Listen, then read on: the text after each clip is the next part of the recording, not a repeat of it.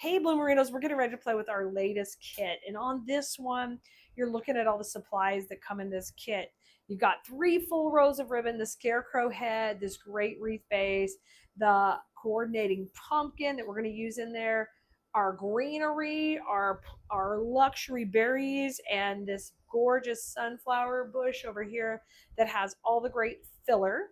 So this is going to be elegant but classic. It's going to scream, hey, I am ready for fall. And this one is great because it just has a scarecrow, so you can use it for fall and Halloween if you want to. It's a great mix of both. So let's get started. We're going to have fun with this. Y'all, so we actually make the ribbon, the bow out of these ribbons on a separate video. So what you want to do is if you don't know how to make bows and you need to learn how, you're going to need to let us know in the comments so we can get you the bow video as well. And if it doesn't come, the bow video sometimes comes out after the project. Don't worry, we will still get you a link to it there. You can always ask and we're happy to help you with that. So this particular project, what you are going to need that doesn't come in the kit is going to be, you're going to need a little bit of floral foam, just a small block. We're even going to cut this down smaller. You'll need a few floral pins because I keep these in this little box, but these right here help us secure everything to the base. So we're going to need those. And a couple of little wooden dowels would be great because that's how we'll put in our pumpkin and our scarecrow heads. You need a couple of those. And then you're going to need all your wreath making tools. And of course, over here, we've got our glue skillet that we're going to be using to glue things on. So let's dive right in and get this party started. So the first thing we do is kind of prepare our base. We like to use floral foam when we're going to attach a lot of things to these type of bases, but there's supports run along these grapevine pieces. So you can't just attach things to this fabric. You have to think about how you're putting it on. So I'm going to take a little scrap of foam I have left from a design school project, and we're going to take and slice that kind of in half. So I use my big knife here, slice this down, careful. It's so crunchy, but a nice thin piece here. And the key is I want this to be able to get from each piece of that vine to vine, kind of right in the middle, a little bit up in the middle. So right there would be perfect. I am going to put some glue on the back, and then we're going to glue it here first. But then we're going to take those floral pins and we're going to come around these wire supports in here to hold this in place. So I've got my electric skillet good to go. And I'm going to kind of get rid of some of the glue in the middle, but kind of leave it heavy on each end. So we got kind of a little bit of a thin smear on there, but not as much in the middle. So we're going to take and push that on the grapevine. Perfect. Now gently come with the fabric. You need to be very careful because that glue is hot. Touch that fabric to the back. That's just to make it look pretty. We are not going to expect that fabric to take any weight. It won't work. Now come on these sides, dip these in glue too, and while it's hot, let's come on the sides and get on into that grapevine and into the foam. I'm using my U pins for that. If you're not already in design school, guys, these are some of the supplies we use as our everyday components when we're creating U pins, and the floral foam. Those are normal pieces. But our kits are a great way to get started. And as you kind of explore, you do a few kits, then come join us in design school as well, where you can kind of expand your creative process and learn more and more and more. Where I teach all the principles of designs. But these projects we're doing here together are just a perfect starting point, you know, because they're usually easy. Oh, dang it. That was hot, y'all. I put the glue on it first. I got it. Not too bad. I'm coming through the back, but I'm also hitting that grapevine, okay? I'm going to go over here. So I'm going through the grapevine from the back, and I'm going right into my foam as well. So we can keep doing that. Okay, I've got 4 pieces. I'm going to do 2 more. Keleas design school students will tell you I'm overly constructive. I want to make sure things don't fall apart. I did craft shows for 17 years as my main job, y'all, after leaving my teaching career. to do them and be in this creative, um, the creative lifestyle and making money with my crafts. And kind of neat because the melding of my previously teaching school, and then the creative aspect have melded together now where I get to teach design school. So it's really, really fun. But they'll tell you I over construct things. I want to make sure they last and they are really well made. So you're going to see me do that a lot. Now that we have our foam in, this is what everybody's going to go into and attach to. So you need to start playing with where you think you want your pieces to go. And anytime you see me make something and you buy one of our kits, no, it's just a guideline. You don't have to follow it directly. You can improvise and change things up. You might want to use less and take some of the supplies from the kit and make something else with those too. You just know when you get a kit that the collection goes together so nicely. So I'm thinking about having the Scarecrow head down low and the bow up high. Let's see if we like that. I don't know. Now remember, we mowed our bow on another video. So if you need the link for the bow, you just need to ask. So we could do it like this. Okay, that's an option. Or I'm thinking maybe down low and Scarecrow head up high. I think that's cute too. Let's see.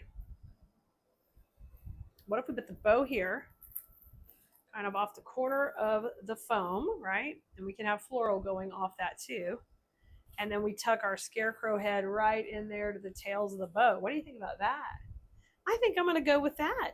You play with it all kind of different ways and you decide what you like, but I think I love that one. So my first step is going to be knowing my design, how it's going to come together. I'm going to get this bow in. And on the bow, we're going to add a floral pin to the back so we can glue it right into our foam. So you're going to take and add one of those U pins into the cable tie. And we'll get that nice and tight. Just put it to the side for a second. Pull that really tight. And then take your wire cutters, trim that off. And then I'm just going to rotate this around. And then we'll put some glue on here and we'll be able to put her right in the edge of that foam. So I'm going to bring a little glue over. And let's just tuck that right in.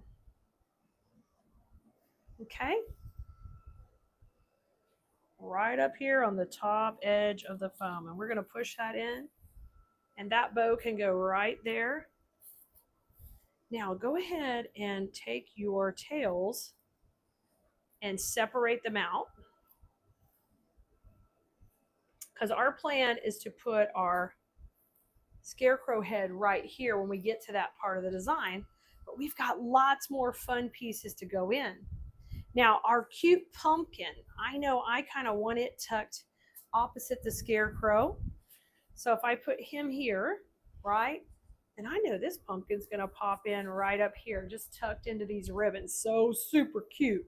So you want to kind of think about the angle you're going to want to put them in. And I always like to pay attention to the stem as well. I was just teaching that in design school, that we need to alternate those stems. So thinking about how everything's going, I want you to grab one of your skewers and kind of put that at an angle so it can pop out the correct way when we get ready to have it in the foam. So you might need an awl to do this. I'm going to wiggle this in first and see if I can get it in. Okay, so I kind of pre-did my hole. Now I'm going to come in with my glue on it, push it in there, and just twist it while you're going in. That helps you get into that foam, okay? So it's a little bit of an angle, and then I'm going to push this into the foam. So cut it down a little. Sometimes that goes flying, so I usually like to put that against the table. There's my foam. And remember, I can't go too super tight. I got to have it kind of poking out of my bow. So something like that. All right, cute. It's so cute already. Now Mr. Scarecrow is going to wiggle in right about here and be opposite that pumpkin. One of the things that you do learn in design school is all about the angles and the lines you're creating. So I want to work opposite. And so that means I've got to attach him in to the foam right down here. So I'm going to try to do that same move where this comes in this way. So that way he can poke in right there, right? So I need this to be at an angle here. So I just take and poke him in. And let's just make sure that's going to work before I glue it. I think that'll work. I'm going to make it a little bit flatter of an angle. There we go. I think that is perfect. All right. So I'm going to go in there and glue that in. I think I would be comfortable if we did a couple of dowels just for safety. Once again, I warned you. I'm always thinking about, I want my customers to have a piece that's really going to hold up well. And even if you're making it for yourself, you want it to be able to withstand, you know, some torture from the rest of the family. All right, I'm going to dip those two in the glue pot and get those dowels glue on them. And then these are going to go into the foam right into here. And just tuck. Oh, that's perfect. Oh, look how cute everything is. I love the angles on this. It looks great. Okay, so some ribbon tails come out behind the head, some come in front. This is pretty stinking cute already, guys. But nope, we're not done. Now we're going to build up our florals around here. So let's grab our greenery bush because it's kind of going to be our filler. And this is a boxwood that has the fall colorations. So what I like to do with it is just push it up a little bit. Rotate these ever so slightly as you're going up. Okay. And start to create more of clusters with them. Once I've done that, I'm going to trim these off and don't go too short. Keep them pretty long because we have to work around some elements in here. So we're going to start with right behind the head and just pop these right into that foam. I'm going to have one piece kind of coming out this way from the bow. And we're going to work back from there. This greenery is kind of the go behind. The neat thing is we've kind of covered up all of our actual foam with the bow and the scarecrow head. So now you're just creating this background. There's really nothing to hide. I'm going to pull that up and really get in there. I had to lean way over. I'm sorry if I was in the camera. I got to get in here to this foam. There we go. So those three pieces are in there. Now let's work on the other side. So I'm going to bring it over a little. We want to kind of balance the size. I want to make sure when I'm going into here, I'm about the same size. Similar. So I'm going to put this one behind our little pumpkin. So you're just going to wiggle it behind that ribbon, get into that foam. Come here, buddy. There we go. Give me a hard time. There we go. And let's go beside that a little bit. These I have to cluster them a little bit more clustered, but still leave the stem long because we got to get behind the bow. Into the foam right here. Yep, there it goes. And just pull out those glue strings as you're going along. Okay, and this one into the right. Y'all, we are just layering up our greenery in the background. Let me bring this one over. I'll tuck it right in here. And my gosh, make sure you're commenting kit. You don't want to miss out on this one. Super cute. These fancy kits always sell out because they're just a lot of supplies in there and the full rolls of ribbon. They are nice. Okay. This is really pretty right here before we add anything else. Look at that. So big, so cute. But no, we're not done. That's not how we roll. We're going to come in with our sunflowers. And these have grasses and greenery and all the fun stuff. And you could just pull these off the stem. And then we'll take and trim them to make them nice, neat, and clean. I've got one little piece of greenery left. We're going to use that kind of at the front when we get all done. And I'll just trim these down where they're similar sizes. And I am going to do what we call shake hands in design school. We're going to move everybody up and shape them out, open up my sunflower. And now I'm going to work these in and around our design. So I'm going to take one and have it coming out of the scarecrow. have it come right below the Scarecrow down in here.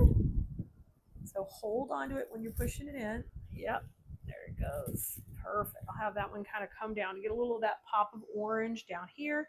Let's put some at the top. And I'm just going to separate these out also.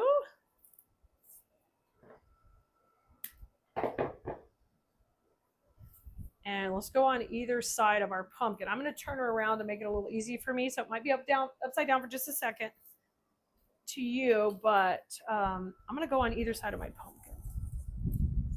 I got to see way back in there. There you go. I want to hear that crunch going in there. So my first piece is going in. I love it. And I'll fluff back out my bow. And let's put the other one on this side.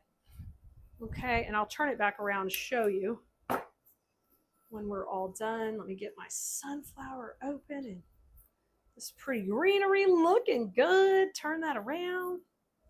Now, I don't know about you, but I love getting to escape into my craft room and make something beautiful like this. And when you get a completed kit all together, you literally don't have to go out shopping, worry about getting anything. You probably have got all the tools in your craft room already. And that just makes this process go by quick and easy. All right, that looks good. I love that pop of orange. Now our last step is going to be to add our berry. So on these, I like to take and just kind of pull these off. That way we can keep this wire very long to help us get all the way into the foam. So I'm going to take and pull those off. And then up here, I can trim these a little bit longer. So I got one bigger cluster and this right here. All right, let's take these and we're going to work these right in around our bow to kind of get started. Just pop those in. Oh my gosh, as soon as you add the berries, I'm telling you, that pop of orange, it picks up that pop of orange in the bow. Oh my goodness, so pretty, y'all. I love it. We're gonna put that one right there. I'm gonna come over here on this side. So I'm gonna wiggle it around a little bit. And when you do your project, don't be afraid to do that. Like maneuver it, manipulate it, so you're making it easy for you to work on it. And we're just layering these and building this design up. How about some berries up here? What we would call the foreground in the front. We want to work those in. Look how cute this is. This is building up adorable. It's coming out better than I even anticipated. I'm loving it. That orange right there. Let's come on this side, and I'm going to use these berries kind of coming down.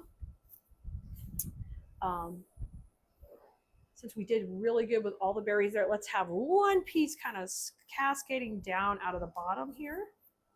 So this one, you'll use that piece you left a little bit longer. And I'm going behind everybody and tucking it into the foam. Yeah, I want to hear it crunch when it goes in. And now just do your final touches of fluffing out the bow. Grab your last little piece of greenery. Trim the stem down, because this is going to go right into the foam, right kind of tucked in, kind of coming out of the bow right here. And we want to have that just tucked in right by his little head. And just like that, we made it, y'all. Can you believe how cute this turned out? This is adorable. It's just next level beautiful. I think you're going to love to try to make one of these for yourself. And this one definitely can hang on your front door or your side door or wherever you would like it. Build your own Scarecrow pumpkin because it's stinking adorable. I love the silhouette of the pumpkin behind it. It looks amazing. Hey, Blue Merinos, you going to make this with us? You got to do it. This was fun. Don't forget the bow video is its own video, so just ask for that in the comments. We'll get you the link for the bows, and you can make this same project right along with me. Thanks for hanging out with me, and make sure to have fun with flowers. And don't forget to get ready for fall and create something beautiful for you. this particular kit, you're going to get 2 large elements, and that's one is the cute Scarecrow head, which I love that guy, and then this fun bright yellow pumpkin. And the reason we're using these colors is we want to really pop out from our orange swag base that also comes in the kit, and I want to make sure these big elements get in first. It's very easy to attach them because they have foam bases. And that's one of the reasons I'm always teaching to design school. If you can use pieces that are foam, they're quick and easy to attach. And it just kind of takes that fear out of the placement for us. So I'm going to start off here with my Scarecrow first. He comes with a little hanger, but we're not going to use that. So I'll just take that little guy out.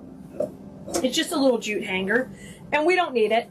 So I'm going to cut that one out. So we'll have, you know, it looking cute. And I like the Scarecrow high. I think it's so cute because we're going to have some fun on the head, but not too high because I want to be able to put in some curly picks coming out of the top, and then pick a direction you want him to go. And then we're going to work alternate. So we're going to alternate directions. And that's something I'm really big about when we're building up our pieces is like having a nice flow, creating a line in a direction. That way your work just looks a little bit more elevated and a little higher level. So I think I'm going to go out to the right with him. Just hold him with your hand. And if you don't have a wreath stand yet, we have these that fold in our shop where you can purchase your own wreath stand. But if you don't have one, just lay it flat on the table and kind of start to lay out your design before you even glue. I know I want my pumpkin to kind of tuck under somewhere here, and I'm going to put a bow in the middle of both of these. So I'm going to work these opposite first. So let's go ahead and get Mr. Scarecrow in first. He's so cute. Now he's got a bright orange hat, but don't worry, we're going to take that hat to the next level. It's so fun to embellish things and make them your own, and that way if somebody else gets the kit too, when you embellish it a little bit differently, it's going to look like a completely different piece. Now I'm going to put these in here like this. So I'm going to take a couple of the pine tines, or the pieces of pine basically, and this is a U pin. Here it is right here, okay? And it's a wire that is shaped like a U basically. I'm going to take that and put it through 2 pieces right here, and then I'm able to pin that right into the back of the Scarecrow because he's foam, all right? So let me get it, but you have to use glue. If you don't use glue, it's just temporary and it's going to fail. So we're going to use a good amount of glue on there. And I'm going to do this a couple of times. Like 1 pin is not enough. You will think it's enough, but it's not, because I always want to make sure everything passes that craft show test. I teach that in design school so much. It's like, can your pieces withstand being handled a lot and hold up really well? All right, I'm going to put another one in. Same process. I've got my little basket under here. I love finding unique containers at thrift stores, garage sales, antique markets, literally to organize my workspace, but they're cool, right? They've got texture. I'll show you. It's the cutest little basket. I don't know what came in it a long time ago, maybe crackers or something. It's a cute little shape, but that's my pin box. I got my little glue in there right now.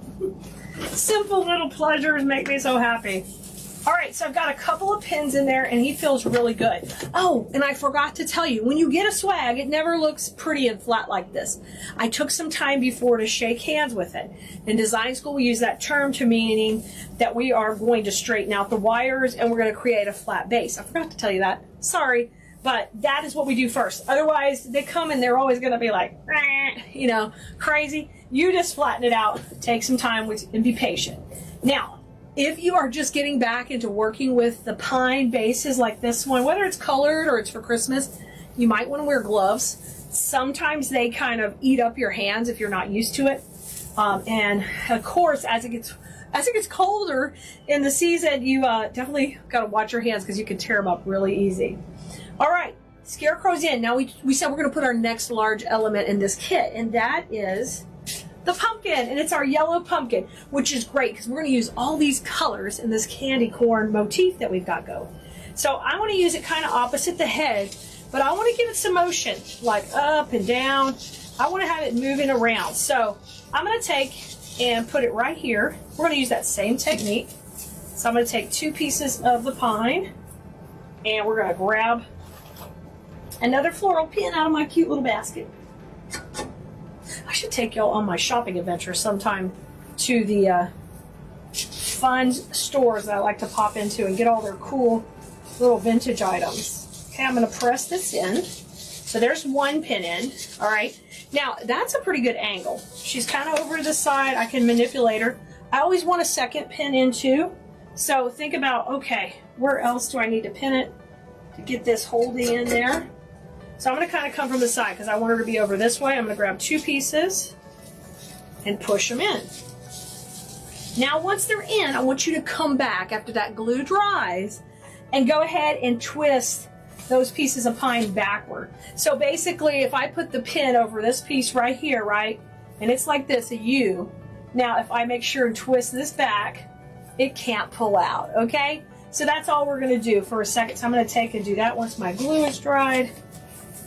It's just kind of tantamount to twisting the twist tie on the bread bag. We don't want to do it, but you know, you got to do the twist and tuck. So we got a little space and we got our first 2 components in. So you got it? It's already looking cute. We haven't even done anything. Wait till we really get to where we start adding our pieces in. Okay, next step is grab your really long curly pieces. And these are just like this. They have the yellow and the orange on them. And we're going to use this to kind of create some whimsy, all working around our design. Now, we're going to leave this area open because we call that the bow zone. That's where we're going to put a bow in. And I leave that empty till we get the bow there. So on these, I think these break down really easy into 2 pieces each. So I'm going to get my wire cutters out. And we're going to just take one and cut it right here at the top. And then I'm going to take this one and cut this one a little bit longer into the second section of the stem. So when I do that, you can see I get a section that has a 3 and a section that has 2. I'm going to do that for both of these stems and just cut them right up. Don't cut too close to the stems on these type of stems because you see where it's a little fatter there? That's because the fabric from the curls goes down in that area. So you'll get a lot more ease of use if you don't cut right there. All right, now I want to space these out and once again shake hands, and I can squish them down or I can elongate them. I can do either one. I've got both options in my design. And remember I said I wanted to have some excitement coming out the top? That's what we're going to do first. And we're going to do that just opposite her sweet little scarecrow head. And I'm going to load this with glue. And then we're going to kind of come into the body of the swag back here. I'm not out on the edge. I'm into the body. I'm tucking that right behind the head. See how cute that is? And now I'm also going to take a little of the pine to hold it in. So we've got glue and we've got the pine. We always use a 2-step approach for attaching, just for security. I'm really big on mechanics. Of course, I want you to learn design, but I want you to have really good, solid mechanics. Because then your work will last a lot longer, and your customers, if you're a seller, they will be so happy with what they purchased, they won't want to get their wreaths from anywhere else. So in design school, I'm always making sure that everybody's learning how to properly put things together. Now, I'm going to move her up on the wreath stand so you can see the bottom we're going to work on here. And this curly part that has the 3 from the other stem, we're going to easily put this kind of under the pumpkin and a little bit off to the side right in here where the curls come into here, but then they also go down. Remember, I can pull them out or I can squish them short. I can do whatever I need to kind of make them work both ways. So let's put this one in there. I've got my glue skillet right behind my work stand, so it's really easy to get to. Now I come in here and I'm going to twist these in. Isn't that awesome? And we're going to just tuck them and rock and roll. Okay, so my curls are coming down right out of my pumpkin. Now, it's time to put the bow in. Now, we will have a link here to the bow video. It's a separate video you can go watch. And if you don't see it here, you can ask for it in the comments, or you can also head over to the supply list for this kit, and it'll have a link to all the videos that go with it. So anytime you buy a kit from us, you'll get a sheet in the kit that actually takes you back to the video, but you can also find those sheets just out on our website on the supply list anytime. It has all the links, everything you need. We try to make it super easy. And then when you're ready, you come join us in design school, and we have a whole portal where there's no hunting to find things anymore. It's right at your fingertips, and you have all that exclusive content just for you, step by step recorded. So here is our bow. And we went with all the fun colors on this one. And we went with the orange, little cute candy corn on the front. It turned out super duper cute. So this bow, it has a cable tie in the back where we're going to be able to attach it to our wreath base. We're going to go right into that bow zone we talked about, right into this area where we left the space. And I'm going to try to tuck the bow in a little bit off to the right and kind of pop her in between. This is going to soften the bright yellow of the pumpkin, but still let it poke out from behind. I love that. So we're going to come in, and I'm going to attach this to, I'm going to go with 3 pieces of pine, and you're going to use the same technique we just did, where you're not going to the base, but you're going to the pieces of pine, and then we're going to twist them backward, just like I talked about the bread twist tie. You're doing that so if someone were to pick it up by the bow, it can't just slide off. We got to make sure that these things are going to hold up. Now it looks whack right now. It's facing forward. Don't worry, we're going to pull it back. So I'm going to tie that in. And now you're going to go ahead and tuck those loops right under her chin. Oh, how cute is that? And we're going to have this all really poof out. Okay? And we're going to add a couple more curls kind of coming out of the bow now that she's in. So take these sweet little curls and tuck them right behind the bow. So once you have that in the spot it's going to be, you've like nailed the bow zone. I'm going to tuck this inside here. And we're going to get some pine. We're going to make sure the pine hits the glue, and then we're also wiring it in too. Now, if you're making this for yourself, you're more than welcome not to glue it if you want to. It just is not going to, it's going to take a beating on your front door and stuff will fall out. So just know, hey, when I'm ready and I've got my design ready, I've really got to glue it in. Because I want it to last, you know, a good while at least. See, when I get that glue on there, I get a lot of it. A whole bunch. Okay, and I'm going to come from the other side. And we're going to tuck this one in. I'm going to kind of go under her head. Now, we talk about direction and changes in direction all the time in design school and how important they are. So when I'm right here at the center of the bow, it's totally fine to just have those pieces just come right out. Look how cute that is. Before we put the cupcakes in, I know you've been waiting for the cupcakes. We want to go ahead and get some ribbon tails in. So you're going to grab your ribbons that were in the bow. And I am going to use these 2 right here and layer them up to put them in. It's very simple just to layer a skinnier ribbon on a more narrow. Now, I'm getting ready to have to pull these ribbons while I'm working with them. And I use, it can sit on the bow maker, or you can also just take a dowel and stick it right between your little rolls of ribbon if you need to pull it on the counter. So you see here, put it in, and now I can easily pull and hold that. So you don't have to have anything fancy to be able to pull these tails out nice. Okay, my first tail is just going to hang straight down here at the bottom. Let me bring her back up so you can see. When I'm doing a swag and I'm filming, it's a little tricky because we got a lot of directions. Now, I think it's cute to have like a double set of tails, just like this, and kind of cut them at opposite angles. I like to make one a little longer and one a little shorter. So we're going to do that right now. Come on here, cut up, buddy. Okay, you don't have to do anything too fancy, but make this, right? And then I'm going to take and just wire it in. Okay, so take the piece of wire, twist around, tuck it up and under. And that big one's going to go there. And the small one will just go on top. Okay, so there's our cute little tail. And we've got more picks to put in here at the bottom, so don't worry. Now I'm going to come back to the top. That's so cute. And we want another tail kind of shooting out this way. Now, if you want tails to stand up, you can't cut them so long. They'll be floppy. So we're going to cut them a little bit shorter when we go up to the top part, right? So I'm going to do the same thing. Hold my little spool holder here. And we're going to go, maybe that's about 8 inches, 7 inches. I'm going to gather it. And then my next one I can make just a little bit longer so they stack up pretty. You can see here, I'm going to come in and make it about 9. So not too big, okay?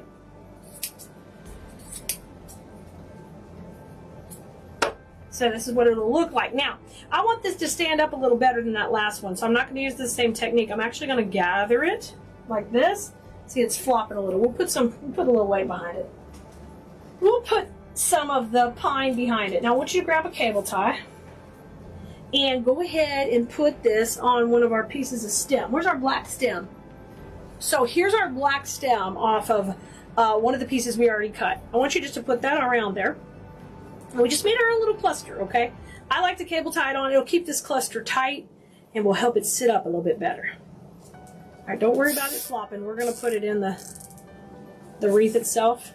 You can also, like if one ribbon is a little stronger than the other, we can always take and tack a little glue on there and make it a little bit more sturdy. So I'll do that right now, right? Okay. So I'm just going to run just a light bit of glue on here with my simple technique and just run that right down the middle. Okay, and then make it a little bit stronger to sit up. And this is going to come out working right behind these curls. So we're going to go behind them and have that little bit of ribbon just popping out of the top. Super cute. Let's put it in there. I got to glue it in using the same technique. But it's kind of neat when you layer ribbon like that. You can kind of create your own pattern, basically, which is a lot of fun. So as I put it in, I'm also going to twist around because I want to keep it stable. And let's just tuck it in and make sure you got some pine kind of coming behind it, in it, so that can pop right out. It's so cute! All right, I promised you cupcakes. Here come the cupcakes.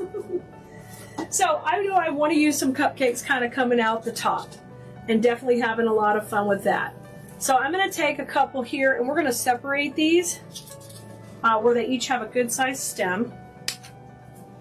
And you want to hold on to any extra stem because we can use that for another little project.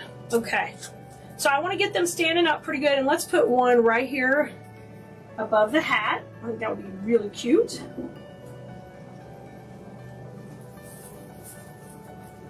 Like she's got some cupcakes in her hat because she's that cool. Of course she is.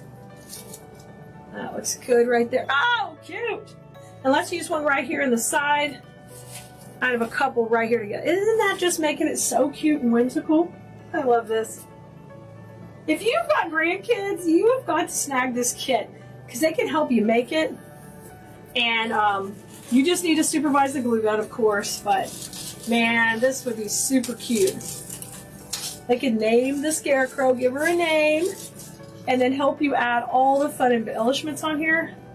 That's literally half the fun. All right, since we put these cupcakes over here, we're going to put some more cupcakes in. We want these to come opposite and work opposite, and that'll bring that color combo over. So I'm going to do the same thing. I'll take and cut these down into two sections. And the first one I kind of want to keep a little tight to the bow to come out. Look how cute that's going to be. Right in here. Oh my gosh. You guys, if you're not on our text list, you might want to get a spot because you know why? I let you know when new videos are coming out, just like this one. So if you don't get a text for a video, sometimes that's because it's a replay. It's not brand new. When something is brand new, brand spanking new, we always shoot out a text so our VIP customers can know, hey, you don't want to miss this. Our text number is 832-734-5201, or you can also take and go to textkeleas.com and sign up there. You've got a couple of different options. Now, once you get on the text list, send us VIP, like very important person, because then we know you are set up to get our first 10% off your first order. We'll send you a coupon, and then you're not going to miss another text when we have something new, like this cutie right here. Okay, let me show you what we got so far. We got some cupcakes. We got the top. Oh, so stinking cute. Of course, you can make yours the way you want. Feel free to add more and more and go to town. Let's put in a couple more cupcakes here at the bottom. Or at least one more. We might save one more for the top. Let's put in one more kind of coming out the middle of this tail. I think that would be so cute. Get in the middle.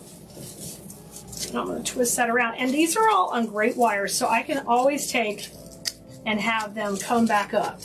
You know, if them being upside down is bugging you, it's no big deal. We can twist them up and manipulate them however we need for the design we want. I kind of like that one coming out down. All right, let's bring it back down. I'm going to add one more cupcake to the top. Isn't she precious? And this one we're going to kind of put over here on the right side. I think kind of coming right beside her cheek would be precious. So watch your ribbon. Let's get her loaded with glue. And I'm going to come in on the right. Excuse me, I'm going to give you a little cupcake right at your cheek here, baby. She's so stinking cute. Okay, our last little pieces that come in the kit. So I want to add a couple of these to her hat to kind of embellish her hat a little bit and get it looking adorable. So we're going to take and cut these down a little shorter. I just like to take a couple of stems off. And we're going to make a sweet little like piece for the top of her hat. Now in this kit you get full rolls of ribbon. So you'll have plenty of ribbon to add more embellishments, add more ribbon tails. Whatever you want, you can pop in more. I'm going to put these kind of coming out of her hat, but like she stuck a feather in her hat, kind of like that. Oh, that's cute. And let's put a little the other way. And then I'm going to tie her just a little bitty bow to go up and under here.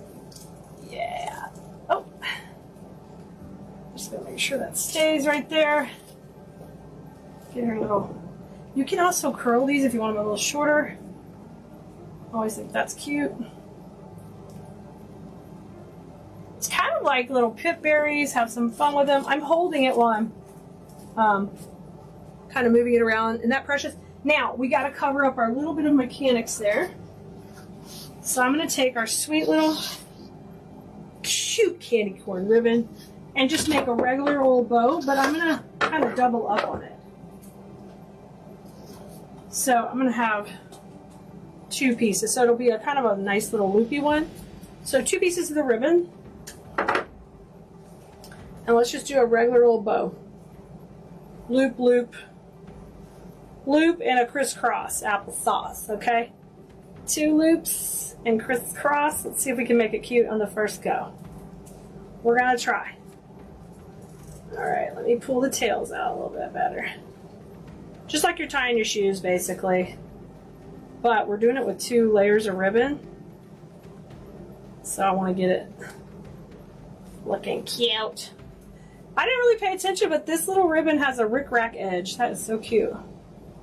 No wonder I liked it. All right, now I'm just going to pull these down until I get the loop size I want and twist those little tails. Okay. Oh, it's going to be so cute right there. And we're going to trim these a little shorter. You could even dovetail them if you wanted. I'm going to go short and long. So I cut that first one a little short, then a little long. And now we're going to glue that in her little hair right there. The embellishment part of the project is always the funnest.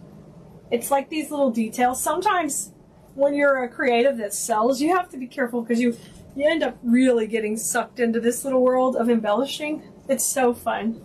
But you know what? It's worth it. Those little details make it super cute. Now, I've got 2 of these stems left, and I would like to put some of these in the bow and a little bit scattered throughout. So I'm going to just literally take and cut these into individual stems.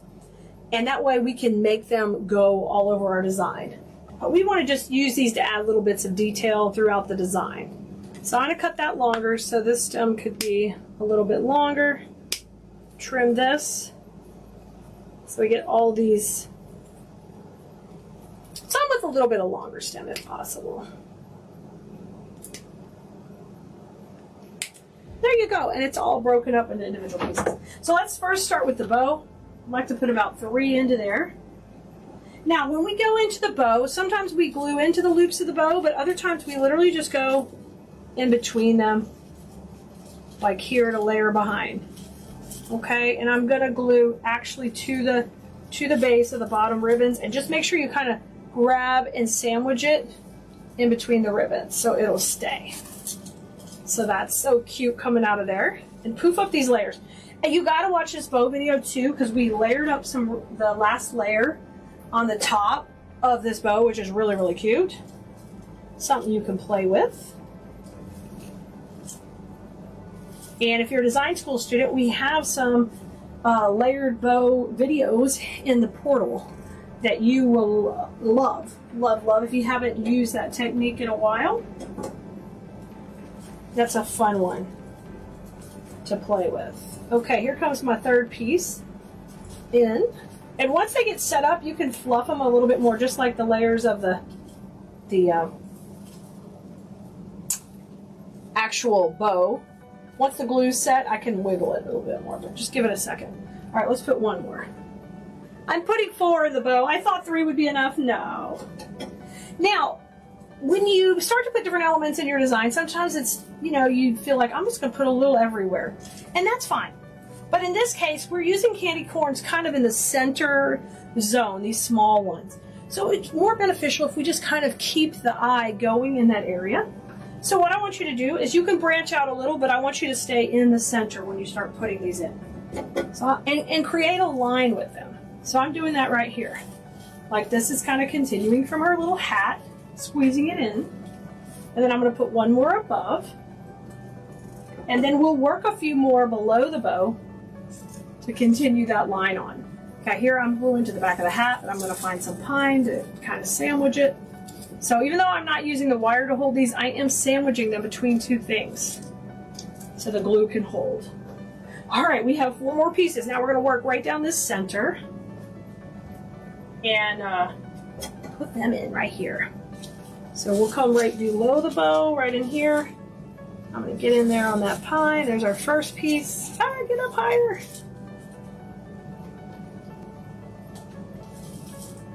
Come on down. I want to put one right here. These are just such cute little accents. Now, if you like anything in the kit, we always have all the pieces labeled there. So that way, if there is something else you want more of, and we have it in stock, you can add that. Let's say you like, oh, Keleas, I love those little candy corns. I know I'm going to have ribbon left from the kit. Let me go ahead and buy some more of that. We'll have links to all that on the supply list as well. So you can go to town, really. You can add more of that collection when you grab the kit. And you'll know you have more things that work with the ribbons and the whole design, because you've already seen me work with it.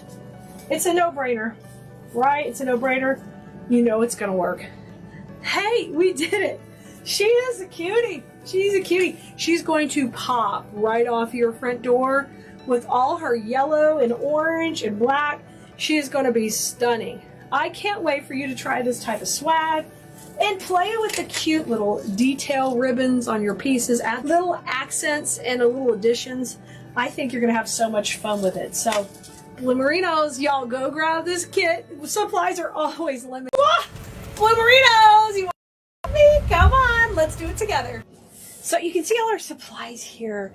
And this one we've got for you, we're going to use this lush velvet pumpkin with some Harlequin, some beautiful berries, and of course the best greenery that's got a mix of that rustic with the green and kind of like fall is coming. I love that combo. So we're going to work and put this design together. I think you're going to love it. So let's start off with our greenery. We're going to use it first. I love it when there's a good greenery, because that means we're going to start with the greatest base. With this one, we're going to start off by just pulling these off the bush. Hey, you little moss jumper. And we're going to work with an 18-inch wreath base on here, because I want this one to be big and bold. And we'll take these and just trim them off. You don't have to keep a long stem on them, just a good size. And we're going to pull all of these off, y'all. And while we're cutting these off, I think we should have a little story time. Y'all, this season we've learned so much as we're coming into the new school year, and Kaya's getting older and the new school year is starting. And we had a lot of personalities on our volleyball team this year. So she quickly got to learn how to be diplomatic and how to basically deal with difficult personalities who are put in leadership roles. And sometimes that's hard, you know, when you want to get great feedback from them, but you don't, but they're put in the leadership role. So, you know, sometimes I learn even from my 14-year-old how to have you know, patience and compassion in different situations, and really work towards dealing with that. So don't underestimate what you can learn from a kiddo, ever, or a friend, or another family member. You never know what kind of patience they're having to have to deal with in that situation. Now, I cut this all up, and we're going to make some little clusters with it and get some good distribution on our wreath base. So I just kind of got it all here, and I'm going to do a C-shaped design. So that means that I'll have florals cascading up and down as we go around this base. So let's put our greenery in first. All right, we got our first piece in. Now, whenever I'm putting this in, I also am going to support it with a little bit of Spanish moss and around that glue. I love doing that. My design school students are going to tell you, Klee loves moss, and it's true. I do. I love moss, and it helps stabilize my pieces in here. It always does. And you don't need a lot, just a little every time you put it in. Okay, I got my first 3 in. Now I'm going to work my way down, kind of work beside that. Have you guys been to see any new movies lately? The neat thing about the summer is there's always new movies coming out. The summer blockbuster season. You have to tell me what you've enjoyed the most if you've been to any.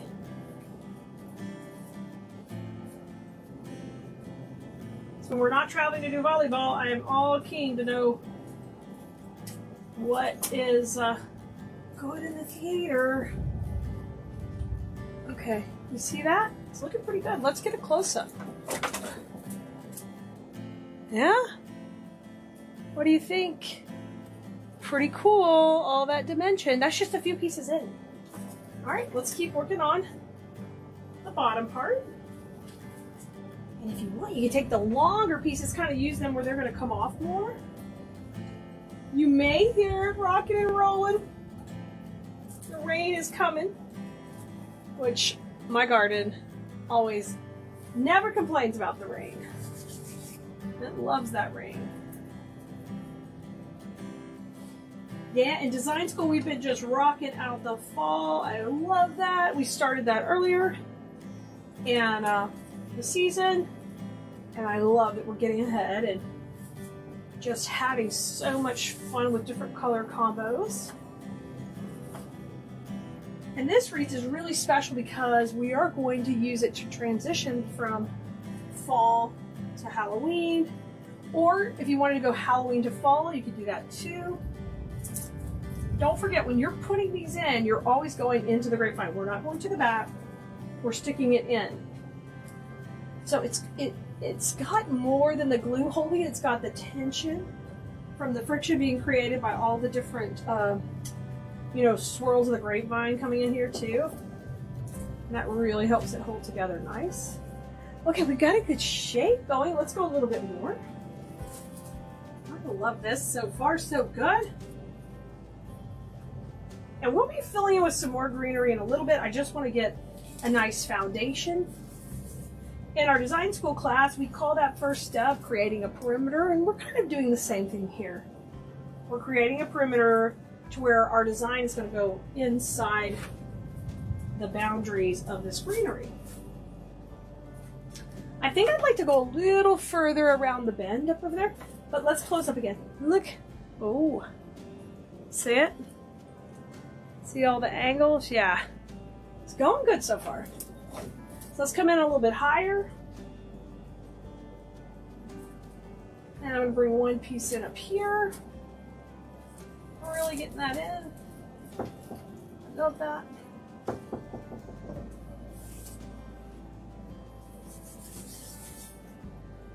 Let's put that between there. Yes.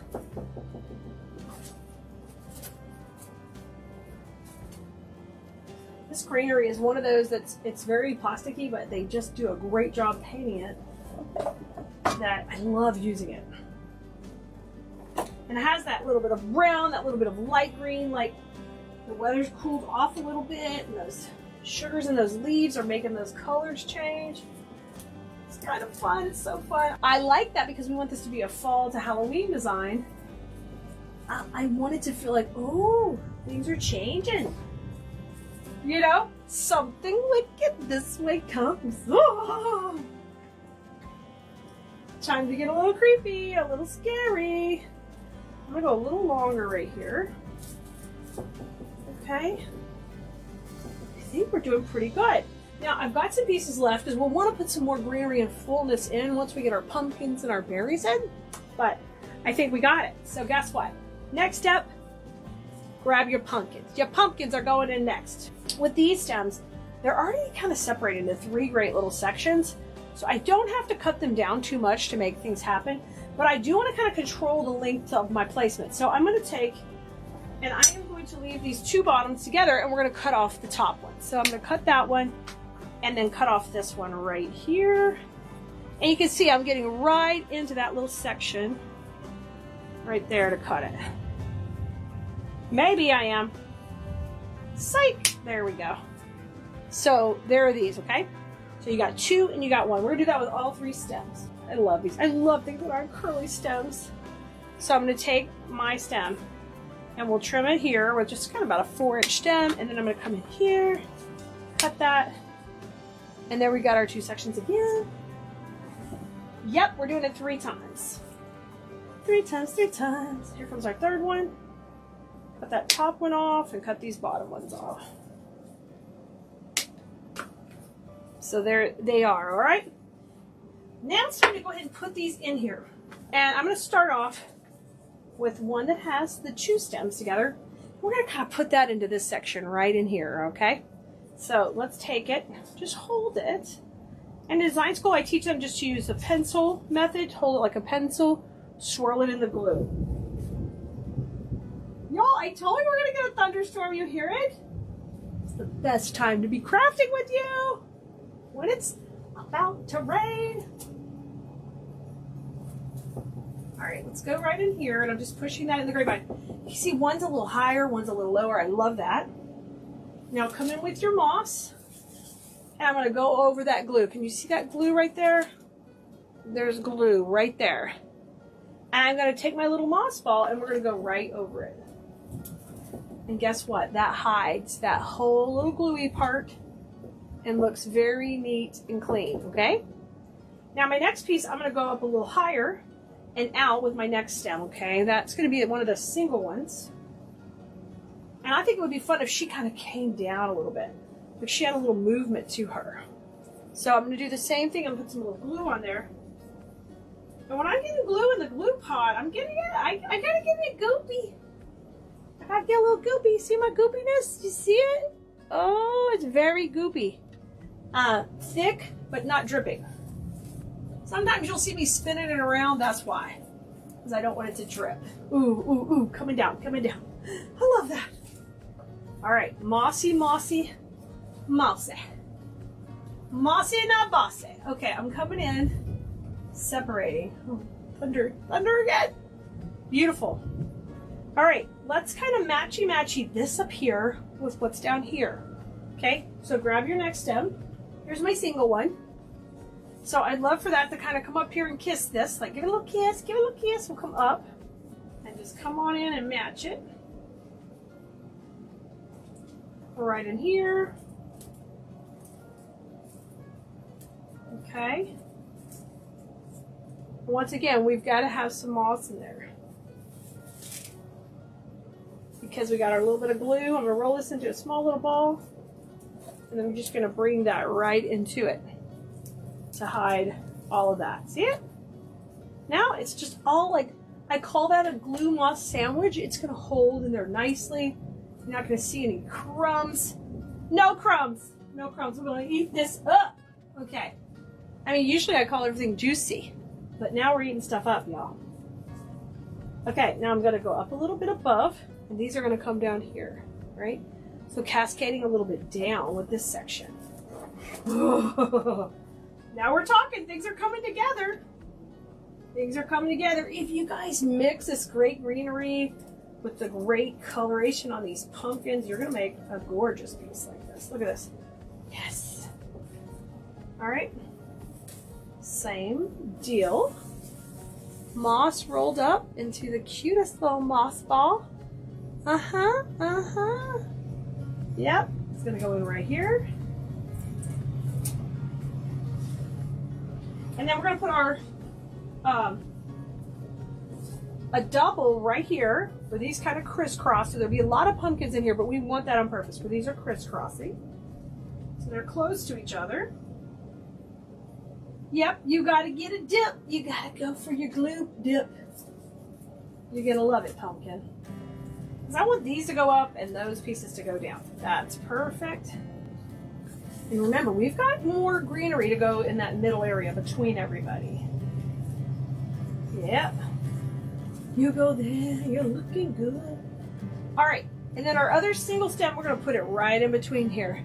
So you can see all of a sudden we've got just a great pumpkin cluster everywhere around here.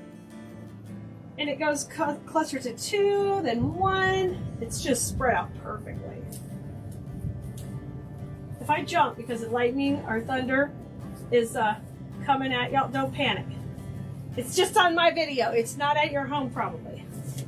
Or if you're watching this and it's lightning and thundering, isn't that weird when you watch a movie and it's lightning and thundering? You might be having the perfect environment for creating for Halloween and fall. All right, looking good. Now let me show you close up again. You're gonna love it. Look at this. Oh my goodness. Oh my goodness, so cute. All right, now before we come in with our berries, since our berries are gonna make it more pops of orange, we're gonna come in with some more greenery. And now we're gonna run that greenery right in that middle zone. Like when I'm teaching in design school, I teach you the layers and the zones and the depth and dimension. Remember, depth and dimension means more money when you get ready to charge for your work. It also means a higher level design. So even if you're just making for yourself or your friends and family, a little higher level with that depth is just so polished looking. You're gonna love that. So let's come in here with these now with my greenery, and we're gonna go greenery right in here. Okay. So that means on these are pusher stems too, and that means I can push them up. That's all that means on a pusher. It means I can just push it up. So I'm going to do that right here and then make these kind of short. So we're going to do that on a few of them. Let's push it up a little, trim it short. Making a cute little cluster, trimming it off. Be careful. Do that over the trash can so you don't have a bunch of pieces everywhere because they're flying. They're flying. Okay. My trimming is done. And let's put these in that mid zone. Let's go in the mid zone. Hey, if you're still watching this video and you're loving this, you have got to come join us in design school because literally I'm in there every week teaching you how to do what we're doing. Detailed, step by step, a whole portal full of designs. When you first join, you get access to the last 6 months in designs. And then after you're in our group for 6 months, then boom, guess what? The whole portal opens up and it's well over 400 videos of content and creating and so much inspiration. So if you love floral design, it's a great place to be. And we'd love to have you. And you can find all the info at KeleasDesignSchool.com, or you can go over to Keleas.com. We have links over to it. You can ask us in an email, or you can text us. Text us on 832-734-5201. And another reason you want to get on that text list is because on there, I text you when a brand new video comes out. So if you don't want to miss any brand new content, being on the text list is the best place to be. Best place to be. Okay, let's come in here. You see the difference? Now look, I filled in the mid zone up here, okay? And I have it down here. You see the difference? Yeah, it's coming together really quickly now. Really, really beautiful. So let's come below. and work on below, right in here. And then I think we're ready to put our berries in. Let's get that party started. We can put the berries in. All right, bring that up. Let's keep going around and around and around she goes. Where she stops and nobody knows. Yeah, the thing I love about design school is every month we have a new, of course we have a different category that we work on, as in season or holiday, but we also have a different skill we master every month. And the nice thing about that is we're always trying to up our game. Even for people who have been in our class 6 years already, what else can I help them get better at?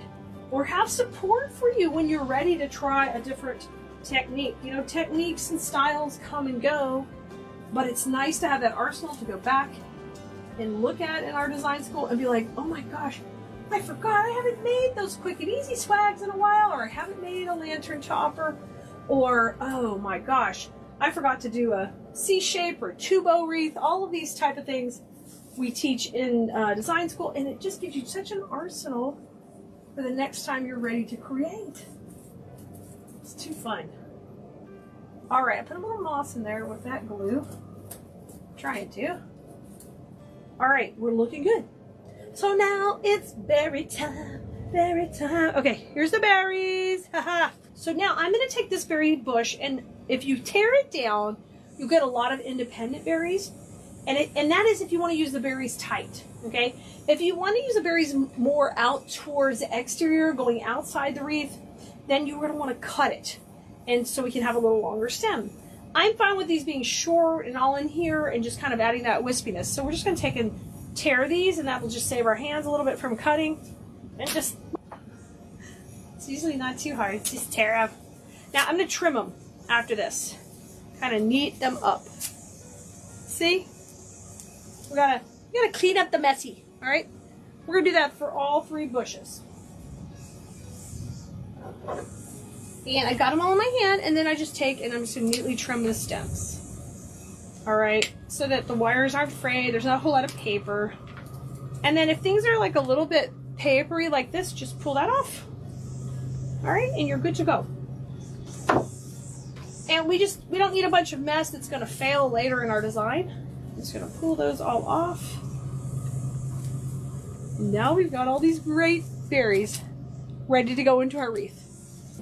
Anytime you have a good stem like this and you're just going to use the top part, save that. Take and cut this off and save this, because guess what? That could be a wreath hanger right here. This little piece right here, you can use as a great piece of wire for one of your next projects. So always save the stems off of any of your bigger pieces you cut down. This is our last bush to break down. I'm just going to tear these off, and then we'll neat them up and put them in our design. All right, and I'm going to use these in doubles when we put these in. So that means I'm just going to hold a couple together here, and we're going to go ahead and put them in together right into our wreath. All right, so my first one I think will come up here between the pumpkins. Get this guy in here. Get him feeling happy. He's so happy, so pretty. Oh, that's perfect. Those are going to just pop right in there. I'm just going to put my little bit of moss in. I'm covering my glue. And let's work our way down from there. And I like that we got a couple of different colors of orange working here. Because these berries, you see they have the darker, the lighter. That also helps you give depth to your design, and that looks really good.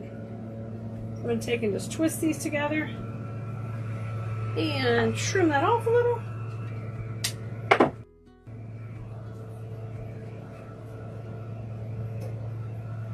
Okay, let's put this one in.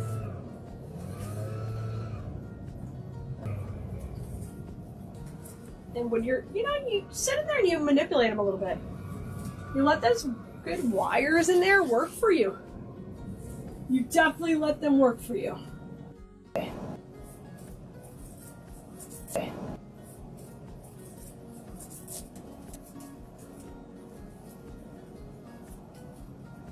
Okay. I'm going to come back over here I just love this orange in here. Looks good. Come on down, come on down, come on down. There we go. Pretty. And then once that glue kind of sets up, we can come back to these, spread them out a little bit. They're a little easier to put in as two when you get ready to put them in. And that's because sometimes these wires are a little fine when you tear them down, but that's okay. I'll take and pair it with another one and just do a little twist like this, and then just trim that neat and straight. And we'll just go right in. So I'm going to come back to the inside. I think would be good right in here. Trying to get that right, but there's some moss there already. Get in there, buddy. There we go. Okay. Let's come back to the outside. That's so stinking pretty, y'all. Okay, now let's work from the center here, and we're going to go the other direction.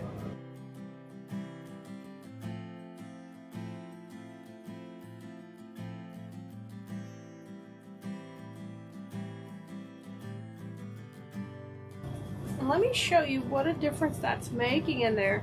See the berries working in there, adding all that texture. Oh, and that color. Don't forget the color. It's gorgeous. I like that wispiness it kind of gives it.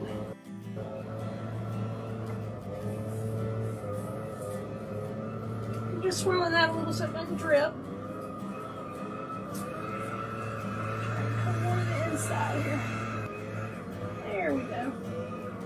One of my wires was not wanting to go in. You gotta go in, buddy. Moss. Put that there, and then we're gonna work down below here. We can do 2 more clusters and then 1 single.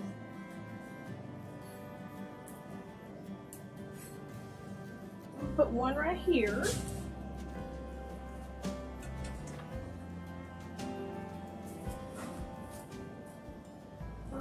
Great. Sometimes you gotta wiggle it in there. That's why I love my wreath stand, because it allows you to really push against it without falling. I can add some force. And I'm a big fan of our wreath making stands. Our last one at the end, right here, and we're gonna twist.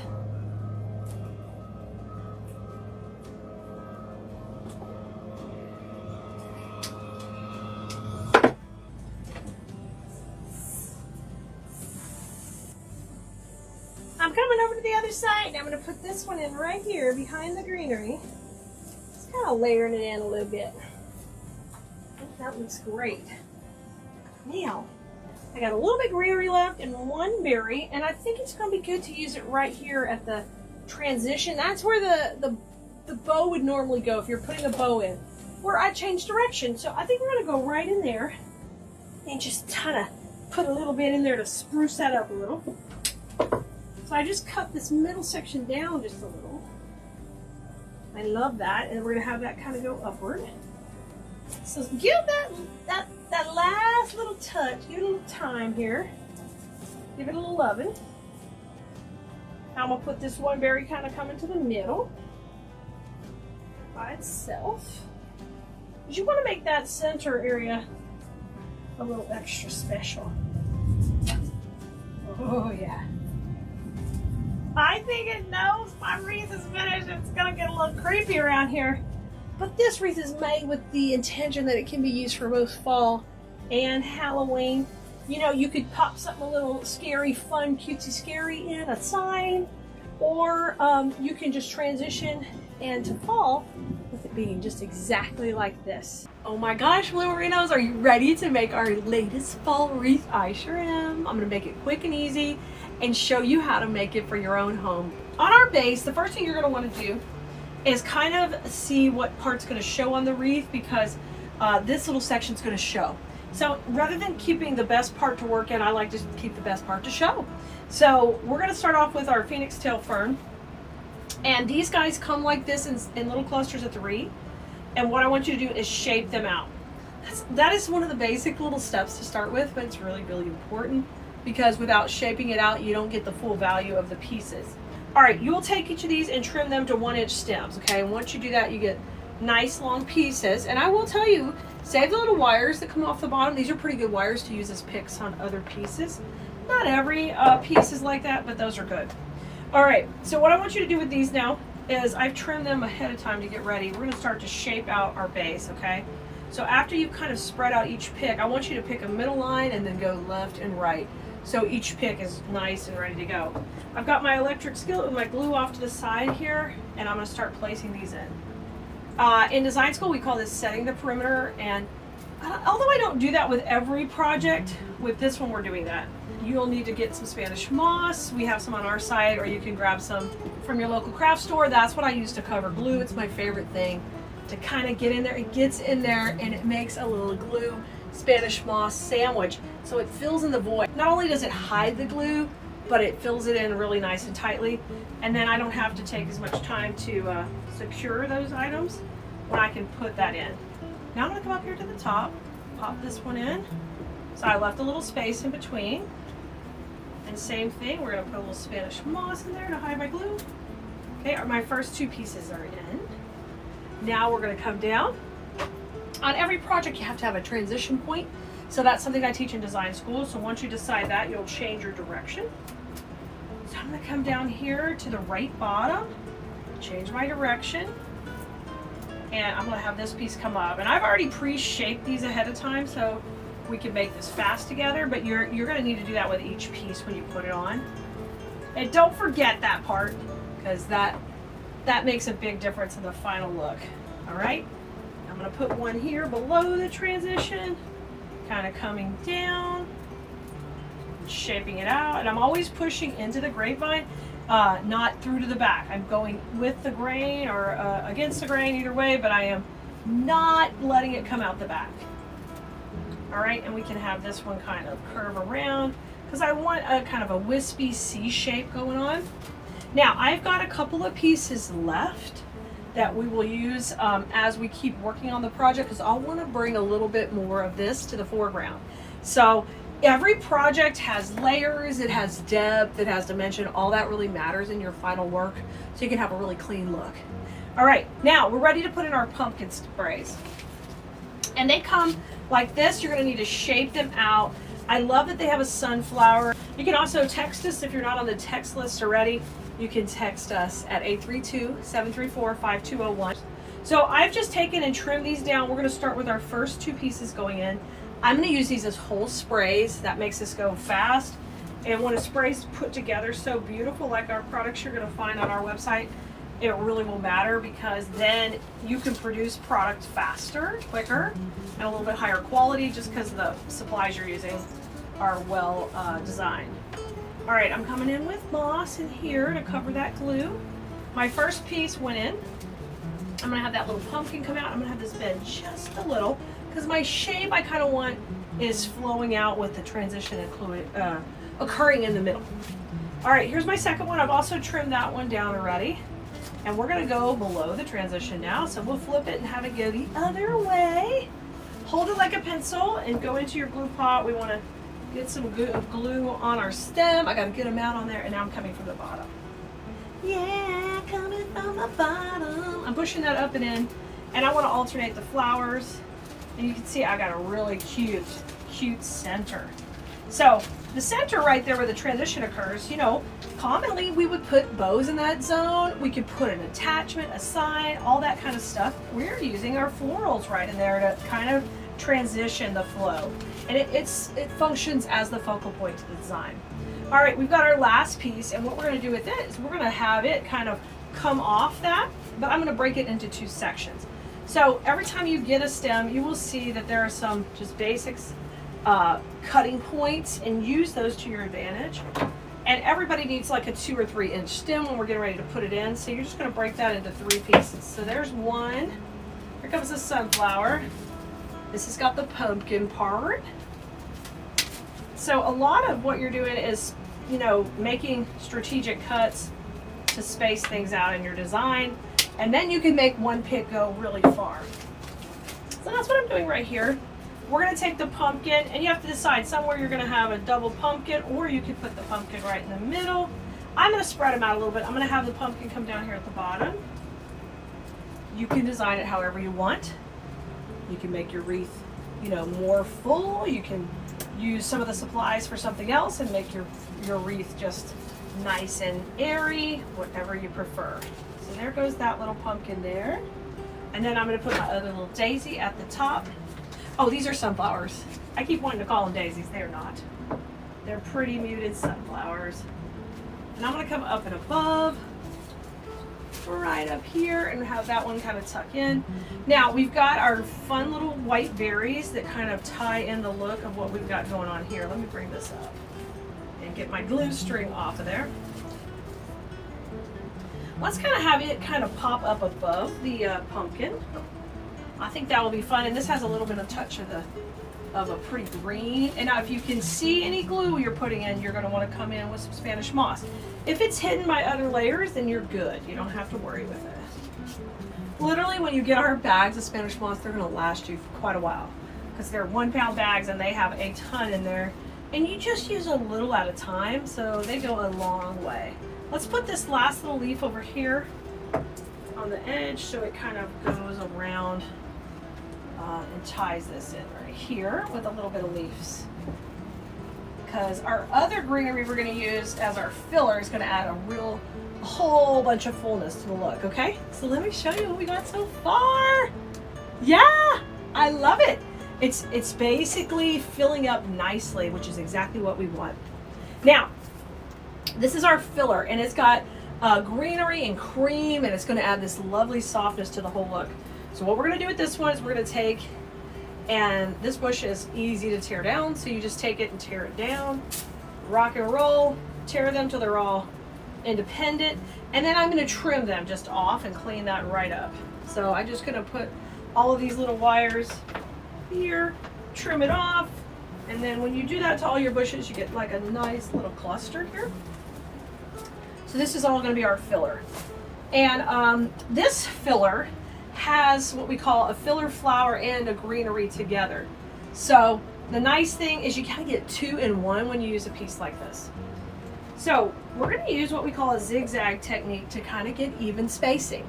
And it works on the principle of triangles like we would teach in design school. So when you put one in, you zigzag, you go from the out and in, and you keep spacing them apart. So I've got my first piece in. Now here comes my next one, so I'm going to zigzag it to the inside. So in design school, not only am I going to teach you like how to put things in that recipe, but you're going to learn skills that you can take and use in other projects. With just a little practice, you can implement them into any project you do. All right, we're going to go back out to the outside. And this piece is a little longer, so that works great going to the outside. So sometimes you want to take your bushes and just separate them out. All right, come in here. We're going to go behind. And isn't it fun how quickly it comes together when you've got gorgeous supplies to use? I mean, it comes together. So save your a little bit longer pieces for the outside. Use your smaller pieces for the inside. So I'm going to zigzag this one right here. It's going to kind of do something we call break the plane, and that means it's going to overlap a little against this main flower. I'm totally okay with that. I like that type of look. I want things to not feel like they're put in. I want them to feel like they grew in there and they're fighting for their space in the design. I love that kind of look. All right, so we've got the fern here, so I'm going to come down a little bit lower, and we're going to go right in here to the side of the wreath, and look, oh my gosh. So it's layering in beautifully with the other greenery. With the fern, the filler, the combo is perfect. Here comes another piece, and we're going to zigzag back to the middle. And I'm loading it with my glue. Just hold it like a pencil. Come on in. We want to push it down into the grapevine. And like move that over a little. Oh, yes. You see how rich and full it's getting? I love that. All right, we're getting ready to transition, and that means we're going to shift direction, and we're going to have everybody start pointing downward. So you're going to take your pieces that are a little bit longer. We're going to start on the outside here. We finished on the inside, so we'll go to the outside. And the main change we're going to do is we're going to flip it the other way. Okay, so in order to keep your lines really clean, You have to have that good transition. Y'all, I'm here for you though. Don't let this video overwhelm you. When you're ready to make this kit, it'll be right here. You can come back and watch it. And then if you want to take your designing skills to the next level, you know I'm there for you in design school each week, ready to teach you. And so many of our students just enjoy the peace and relaxation they get from floral designing for themselves, and then others want to take it and learn to sell. And we've got that support for you too also. When you're ready to learn to sell, we have CoachKeleas.com where you can learn to sell your pieces and maximize your social media and your Etsy, all the things. I love it. I love that I can be there to support you. So we were to the inside, we're going to come back to the outside and come a little bit lower. So I'm going to use one that had a longer stem, and we're going to come down to the bottom. You are going to make yourself a lush, gorgeous wreath. Not a wreath like you just see at the big box stores or at the home decor stores. You could get a lush, full wreath like this. And you actually might love making it. You can get a couple of kits and have a girls' night out with some friends. And y'all can all make your own. And you know what? You can take inspiration from what I'm showing you here, but you could totally come in and design your own style. Like y'all could freestyle. You'd have your basic pattern, but you can freestyle. And design school students do that all the time. They take my inspiration and they turn it into their own. All right, I've got 2 pieces left. I'm going to come back to the inside, and then I've got 1 more for the outside. So just make sure wherever you're putting them, you're covering up your glue so we don't see any mechanics. Man, I love it. And then we're going to take this little piece and I'm going to use it right on the end. Come over a little bit right here, and we're going to pop it to the outside. So that really filled it in and made it look lush and full. I love our sunflowers we put in the middle. That worked great at the transition. Now, if you're wanting to, like you're more of a bow person, we could just spread this out a little bit, leave a little more room in the middle, and then you can put a nice neutral bow in here. This kit just comes with the supplies you see here, but if you want a bow in there, just head over to Keleas.com too and add on a roll of some type of neutral ribbon like a jute. Ooh, a window pane mesh ribbon would be beautiful in there. You can pop that in also. Now we saved a little bit of our Phoenix tail fern, and we're going to put some of this in. And I want to separate it out into some smaller pieces. So we're going to use this as like final touches, and these are going to come back to the foreground of the design. Another thing I teach in design school. So these are in the background, but I love to bring that back for a kind of a cohesive look and a nice texture. So we're going to break these in the half and then trim the end stem down to about 1 inch, and I'll save that wire. That's a good one. So let's do that for both of these, and that's going to give us 4 pieces because we've saved 2 of these from the beginning. You don't have to do this, but I always think it gives it just such a nice fluid look. So we're going to go in between where we have the Phoenix tail fern in the background, and we're going to have these come out in the foreground. So we've got 2 here. So this one, and those kind of work to the outside. So we're going to work this one to the inside in the foreground. It's a shorter piece, and I'm also going to curve it in the direction of my design. So I'm coming in right here. I'm going to go down here, and I'm going to pop this in. I love that. Just go in there, buddy. Go down. Yeah, nice, nice, nice. I want to feel it go in tightly. Pretty. And that just kind of comes in there and adds that to the foreground. I love that. That's so pretty. Okay, now let's see what else we've got. This is a bigger one. So this bigger one I know I want to use between these. Another thing you need to think about is I've got this line working along the outside right now. I'm going to try to shoot between it to kind of bring the eye fluidly around, but I'm going to have it a little bit shorter. So I'm going to trim this one down just a little bit more. I took about ½ inch off. Now this one needs to swoop this way. So this kind of curvation that we've got going, I just made up that word, is not going to work. So I've got to take and curve it to where they all go this way. I'm making up my own words today, but I feel like it was appropriate. Oh my gosh. Okay, let's go in here. Foreground. So I'm going to layer it on top, and we're going to try to push it deep into the wreath. I want to feel it go in, and then I want it to kind of curve up Right. Oh my gosh, such nice movement. Such nice movement. All right, we've got this space in between these two right here. So let's use this one on the outside. I'm gonna curve it up and over. And you can see I'm gonna put it above the transition, so the curve needs to follow. Okay, so every time you're putting a piece in, you're thinking about that.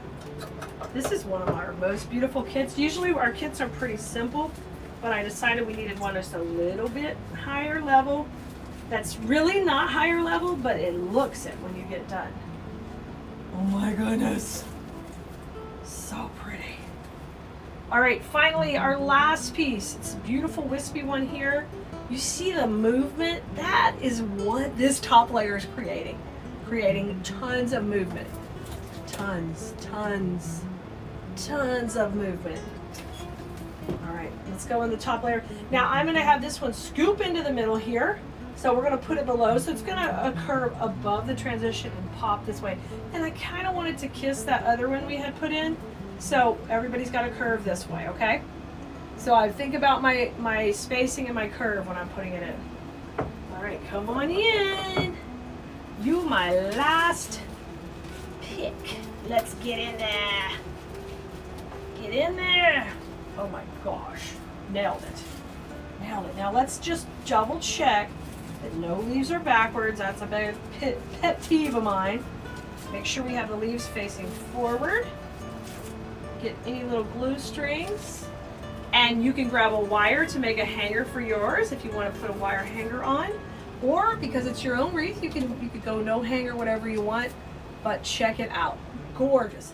Hello and good to see you. I'll try to stay out of the way so you have good view of what we're doing. It was last summer we started kind of figuring out how fun at Wreath Makers Live it was to use simple paint sticks to mount things on. This is painted green because it's left from last summer. If I could do this again and I didn't already have these ready, I probably would paint it brown. The other day when I was creating this whole thing for you guys, we had done a floating design before, but it was a little more complicated, and I decided, you know what, if we just put this in the grapevine here, we can let the float occur on this wonderful stable base. So what I did is I just kind of weave this in a little. And you know what? This is just kind of like having a swag on a wreath. So I slid this in, and then I'm going to put this at the top. But you could make this like brown where it kind of disappeared. The green's fine too. So I'm just weaving that under. So it's actually pretty stable here. I'm going to get pretty even placement up and down. It's pretty stable, but I go ahead and wire it in just for safety because I over prepare. Y'all, my history of doing craft shows for so many years and people tearing stuff up and just they bring this up to you like this. Hello, they'll do it like this. They'll hold it by they're like, I would like this wreath, and they're holding it by the stem of the pumpkin, and you're like, ah, ah. So I panic, like I over-construct things sometimes, but it's good training anyway, so you're prepared. So I'm going to try to get that mostly to the middle. Take a look because these are going to be showing on either side on this design. So you know what? If it looks ugly, that's going to show. So kind of try to pick the prettiest side. Now I'm going to take some 18 gauge wire and we're just going to wire this directly to it. I also have a staple gun. I'll staple it in, and I'll staple and we'll wire it to it. This is just like overkill, but we're going to do it anyway because I don't want anything falling apart, anybody, or sliding around, especially if you ship your pieces.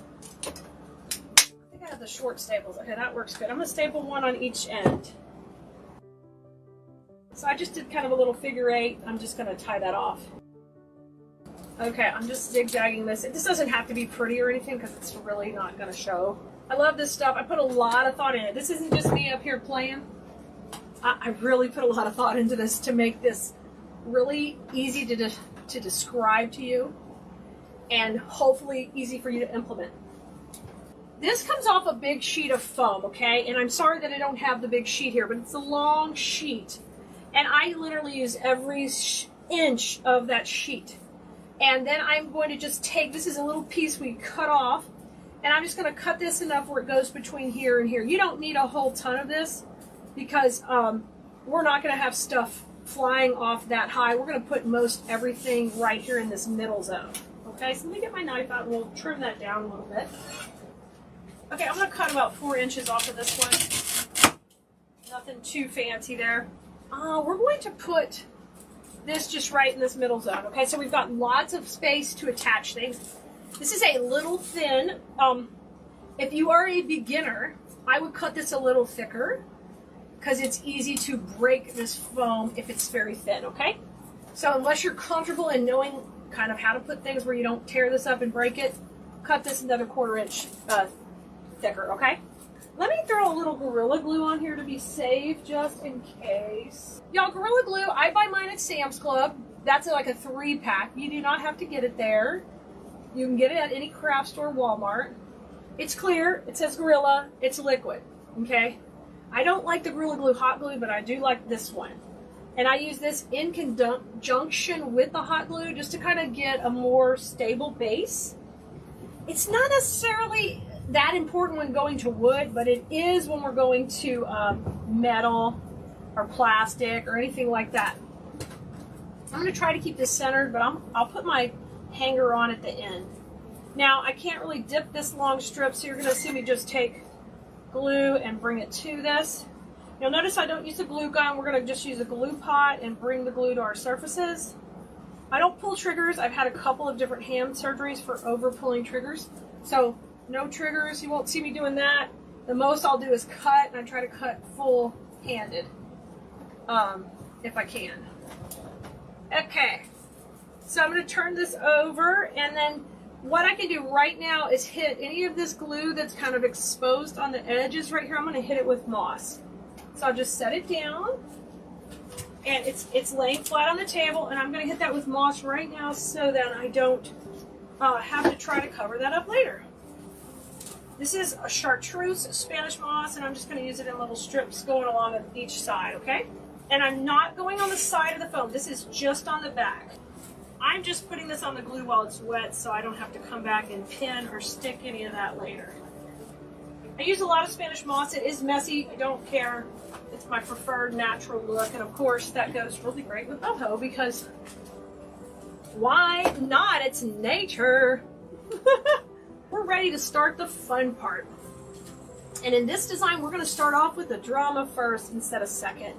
A lot of times we put our greenery first, but in this design, there's not as much greenery. We're using the pampas like a greenery, okay?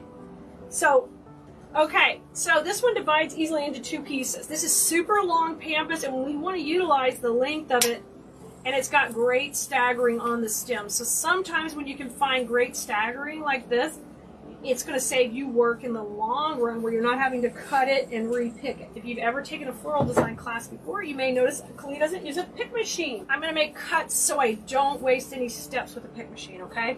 All right, I'm coming in with my first piece of pampas. And this is going to kind of establish my height here, about how much height I want to have. So I'm going to go like right in here. So I'm going to use the side of the foam here to push in. You want to hear a nice little crunch, then you know you're in. So this is kind of shooting off to the side. Now, if I've got a place like here that's got a big chunk of glue, because I just used a lot, and I know it's going to need to maybe show, possibly it will show, I'll just cover it with glue like I would on a redwood grapevine. Here's the other piece, and that's just going to flank right beside it. I'm going to take and cut this into 2 shorter pieces, and we're going to put them both on either side, okay, to break that up. Now on this design, what you need to know is it has a transition right in the middle. Just like on the one with the mauves and the white pumpkin, same transition zone, okay? Right in the middle. And what a transition is that's where things change direction, up and down. And beginning wreath makers or just less experienced wreath makers have a tendency to, that's the thing they have a hard time with. They kind of like, oh, I'll stick one there and I'll stick one there. But if you don't have a flow, it kind of makes your work look busy or messy. So we're going to start to establish our flow right now. This is up, so our next one will go down, and we're going to work opposite. Okay? What I try to do is just show you how to easily break up the piece into sections. And then you may have to shorten it or lengthen it. It just depends where you're going in, okay? Okay, so you see the angle is going to continue from each side, okay, from right to left. All right, I'm going to come in up above here. What I've done on the top, I've done on the bottom roughly. Now remember, everything's wired and we can spread it out and space it around, okay? And get a little bit wider placement here to match. I don't have a hanger on here, so it might shift left to right, but we'll get a hanger on by the end. Let's go to our next step. We've got our pampas in. Now, one of the things we're going to use to kind of come out really long, the mint pumpkin spray that is going to be our first mint color that's going to go layer out over the boho, okay? And we're going to continue going opposite each other. So on this one, I'm going to leave it long and lanky, and we're just going to cut it right here, right below the last pumpkin. Sometimes we're going to want to pin into the foam rather than just stick it in, depending how much space we need. Now, I've done what we call shake hands with these sprays, and that means make sure the leaves are facing forward, make sure the pumpkins are facing forward, and everybody's nice and spread out. So this looks really pretty, laying right on top of the pampas. It needs to be shorter, so you need to be coming down. Let me show you guys what these are. If you're new, you may not know, this is a floral pin. They're a little hard to see on camera, but it's a metal U-shaped pin. We're going to use that into the foam. The pins are a little bit longer than the foam, so I'll use them at an angle. You do need glue on that pin. We're going to get it in. I'm going to try to get my spacing right. I want it a little bit down. I want that same angle. Now we're going to pin at an angle to the foam. Just this one pin is not going to be enough because somebody could pull it and it will come right out. So that's just the start. It's going to hold it for a second. And now I'm going to come up here at one of the intersections where I've got a U right here, and we're going to pin down into it too. So I've got, you know, something to hold it also. Because I told you, those shoppers are going to come up with it, holding it by that little stem. And I'm going to have a panic attack. Okay, so we've got that flying up. We're going to do the same thing flying down. We're keeping them opposite. Let's shake hands again. Get everybody facing front and beautiful, looking pretty. Bringing them all forward. And I basically want pretty similar spacing. And we want to kind of start to get tighter to the center as we work back. So these should overlap slightly, okay? So I'll cut that in about the same placement. And we'll be pinning those in too. Okay, let me bring this over just a little bit. And you can adjust your space because the wire can bend, okay? Looks good. Let's pin this one in. Let's get this one in. All right, I'm going to bring it in right here. Hold the first one in. Okay, and then I'm going to need another one up here to keep this from falling. Look at the drama. Ooh, yes. Next up is sunflowers. We're going to use these gorgeous sunflowers. Now, I'm always on the fence about keeping the leaves on. We're going to leave them on right now. I may take them off though, okay? The reason is, guys, the more leaves you have on the stems that are going on, that are going in the project, they kind of fight with the other greenery and things. So sometimes you'll see me pull the leaves off. We're going to have one of these kind of popping right above, right up here. Oh my God, so pretty. Number one, sunflower going up, smiling, looking pretty. Make sure you get a good curve on that stem. We want it popping out at your face, okay? One of the keys to making designs like I do, and maybe they're not for everybody, but I am big into depth, okay? Because if you sell your pieces, you can get more money for things with depth, and they just look more engaging when you look at them. So look how far that sunflower comes forward, okay? Think about it, okay? Pretty. So this is over to the side, this is up high. Okay, next sunflower's coming down right here. We're gonna have two sunflowers on the top and on the bottom. This is fairly matchy-matchy to some extent, and we're gonna trip you up at the end. Well, that's the plan, unless I go off course. I'm gonna take two leaves off and leave one on. Okay, isn't the mint pretty? It is so pretty. And this is what really just, it's got this, I don't know what you want to call it, it's like a watercolor type look. It's so fun. Okay, so this one's going to be a little bit shorter, tucked in a little bit. I want it a little bit lower, right in here. Okay? It is so pretty. It's like a green and mint. Actually, I had to lose the leaf because I needed it so short. I had to cut below the leaf. Okay, so no leaf on that one. it pretty? It has a little touch of green, but it just mixes so well with that mint. And I'm pushing into the foam. I want to hear a nice crunch. Make sure it's going in and you're not just getting the edge of the foam. Go in. Okay, so high and low. Now we're going to repeat this below, low, and high. Okay, so opposite, opposite. All right, everybody got that one? We're going to work opposite on the bottom part. Y'all, I better see floating wreaths breaking the internet. These are so stinking pretty. Let's come on down. I'm going to pull a couple leaves off. And we can probably leave one leaf. Okay, so I'm going opposite, so this will be a little bit longer. I want to just bring it up here and play with it. Okay, I'm happy with that, so that means I need to cut it right about here. So you're going to have to hold it up to your piece and kind of get an idea. Because I want it to swoop out, I got to cut it a little bit longer because I need to make that little bit of a bend in it. Opposite, so now we're going to come across. We're going to work opposite, and this will be shorter, right in here tucked into our pumpkins. Okay, now you can spread out these pumpkins, but I'm kind of keeping them on this side because we've got another little pumpkin we'll be tucking in the middle a little bit, okay? Sunflower number 4, cutting it short.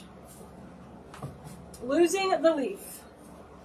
No leaf on this one. Okay, open that head up a little bit, just getting in there and pushing it back. Give it a nice curve, and now I'm going to tuck in here, opposite. Oh my God, it's so pretty. I'm just getting so excited. So you can see we made this little pocket in here, and it's very clear where the transition is right now. You're kind of looking at an angle right now, but this, if we need to, we'll be filling in here. Okay? So pretty. Let me bring this one over just a little bit to get that angle just a little bit more matchy. Okay, I like that these are not straight facing forward. They're kind of out. Big Beautiful is still a B. And it's very chunky, but I like it. It doesn't really shed. Really nice. It's artificial, like all the other cool stuff. And I want to use this kind of just tucked in here right by Mr. Sunflower, either here or I can run it on the outside. Either way, I kind of like it up the middle. I like it up the middle. So I'm going to cut this a little shorter, about 4-inch stem. And then we're going to start to lay these in. Now, I was thinking we would do this a little asymmetrical, where we would use maybe 1 on the top and 2 on the bottom, just to kind of throw it off a little so it's not quite so matchy. So I think that would be fun. So let's run the first one right in here. Let's get this in and put it on in. I went ahead and I'm going to try to put this one into the foam. If we need to, though, we can always take and pin it. No, it's going in good. So it's going to shoot right in here, right behind that pumpkin. Oh gosh, that's so pretty. I mean, the sunflower. Okay, now let's bring this up. I want to come in the bottom. Now I'm going to put 2. We're going to use 1 opposite, okay, right in here. Going opposite that, but it's going to be tighter to the center. So that'll be our first piece. So I'll take and just cut this really short. The best time to try this is fall because it just lends itself to the textures of the season, if you know what I mean. Like it's just an easy transition. Now I think we'll have a little more difficulty trying to get this look, to pull off this look in winter or Christmas mainly. But you know what? Maybe we will. Maybe we'll try a little bit too. Now, here's my third one. This is where we're going to do our triangle. 1, 2. So the third one needs to come down here, probably behind the pumpkins or a little bit longer. Something like this, or we can make it shorter. So I'm going to start by cutting it right here. So I'm looking at my lines here. 1, 2, 3. I need to decide how far I want it back, or if I want it down, or do I want it up tight right there? Okay, so we can play with all 3. Let me bring it down a little. Gosh, this is so pretty. The other option is I put it up high where it comes out the top of the transition point. You can see I'm still making a triangle. So I'm going to leave that up to you, what you like best on your piece. I kind of like this coming up here. So it's a little bit more opposite than this, but I'm still getting a triangle. Okay? So we're going to pin it in right here where it just goes right underneath. You guys, have fun with yours. Try it whichever way you want. This one was kind of calling to me right here.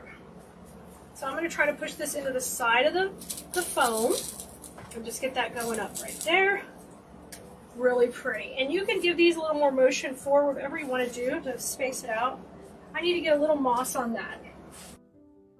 Now we're ready to put our main piece in the middle, which is a velvet pumpkin. And the nice thing about this dude is he's going to cover up all of this area. Oh my gosh. And I just love this little pocket we made for him. Once he's in, we're going to pop in a couple little bit of pumpkins around him and just kind of make this a nice tight cluster in the middle. So here I'm taking a pin and I'm just taking and pushing it through a couple of pieces of the velvet here. Oh, it's not velvet. What is this? Yeah, velvet, I guess. Okay, so I pinned it through. It's a U-pin going through the velvet. And I'm going to get my first pin in, and I like to pay attention to the stem when I'm putting pumpkins in. Okay? I'm going to put it right here. So I'm going to put the first one in. I'm getting glue on it. And I like my stem kind of kicking out. And we'll push that into the foam. Oh my gosh, that's so perfect right there. It's just snuggled up right in there. Look how cute that is.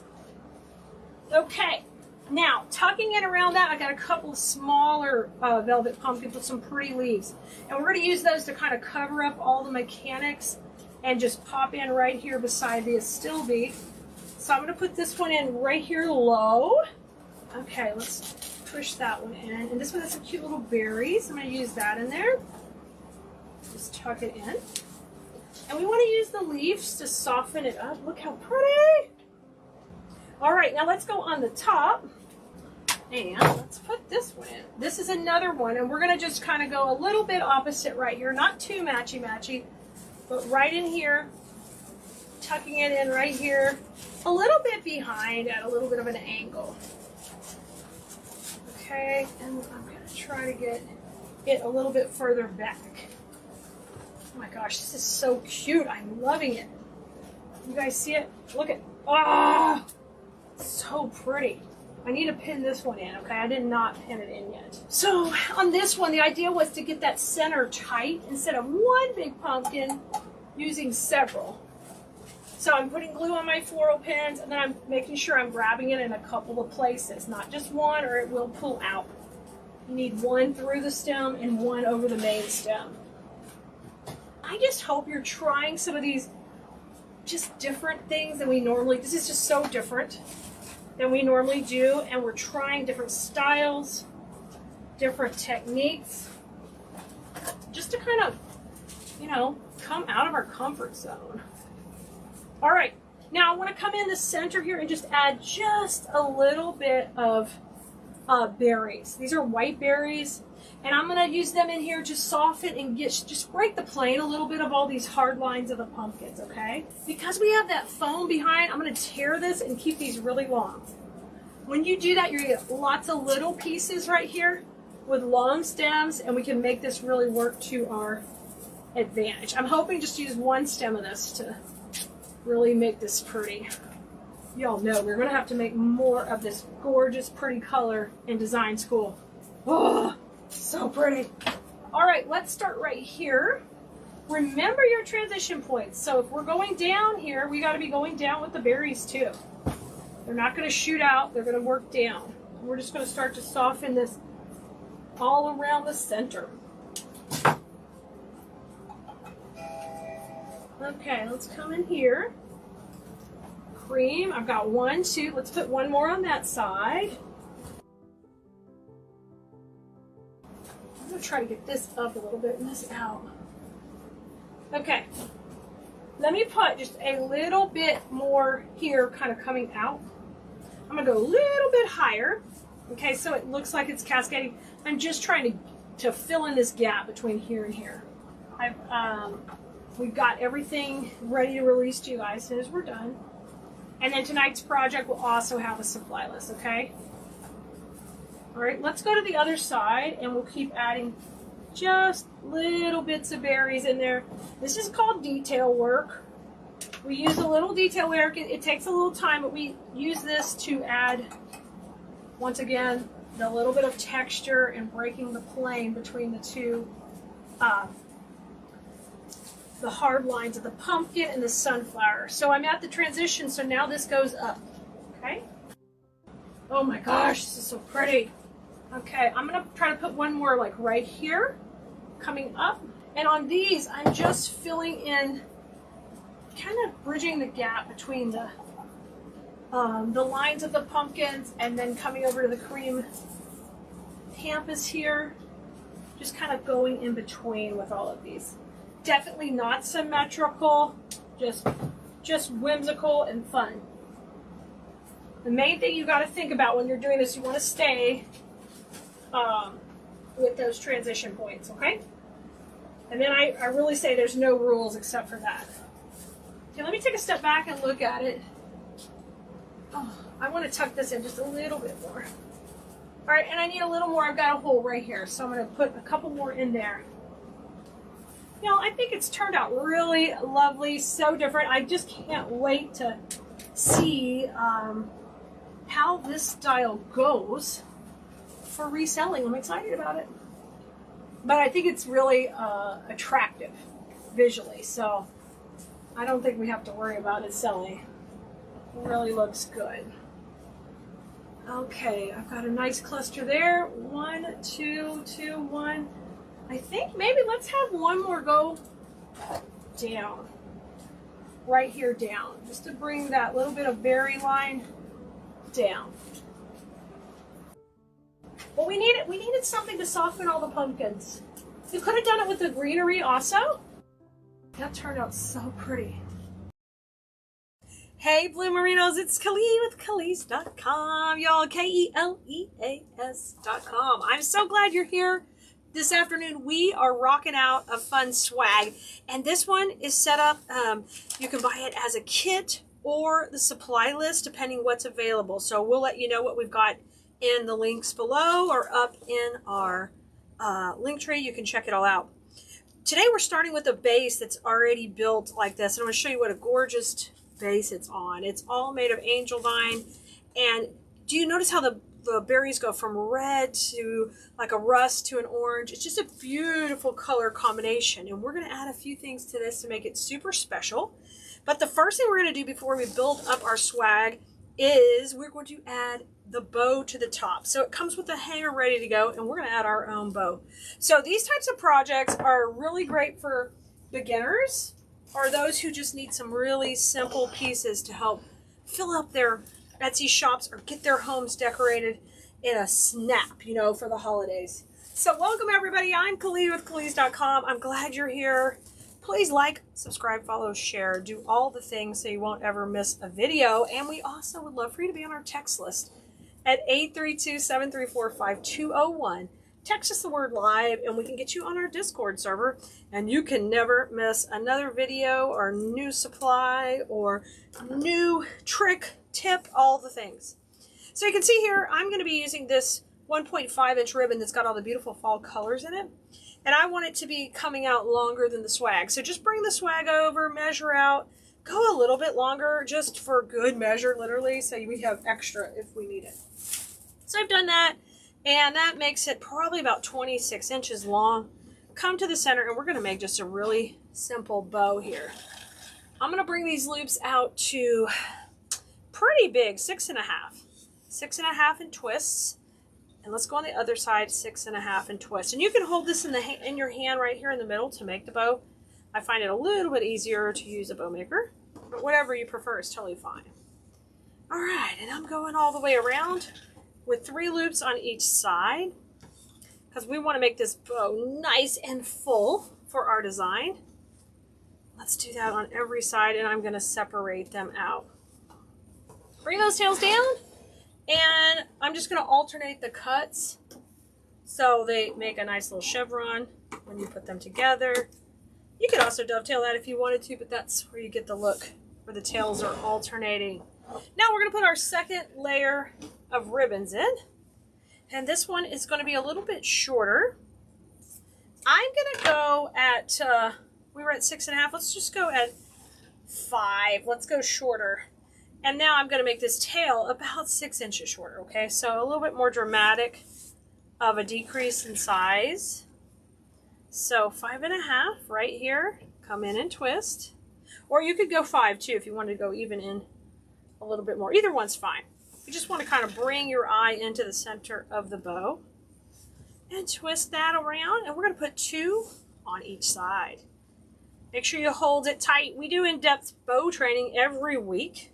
So you can go back and catch one of our replays here. Wherever you're enjoying this video, we'll have replays available for you. Or definitely check out our blog on Keleas.com. Okay, let's come in with just a bow tie in the center. And what that is a little loop.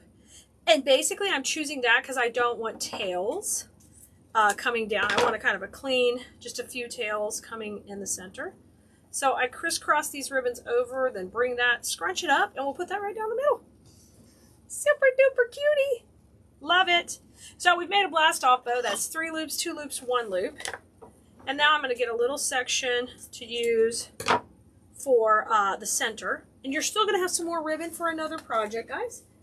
Whatever you prefer to make next. Now let's come in with our cute little cable ties. These are just clear. They're not so cutesy. I need some jazzy ones. All right, come down the middle. We're going to pull it off the bow maker just like that.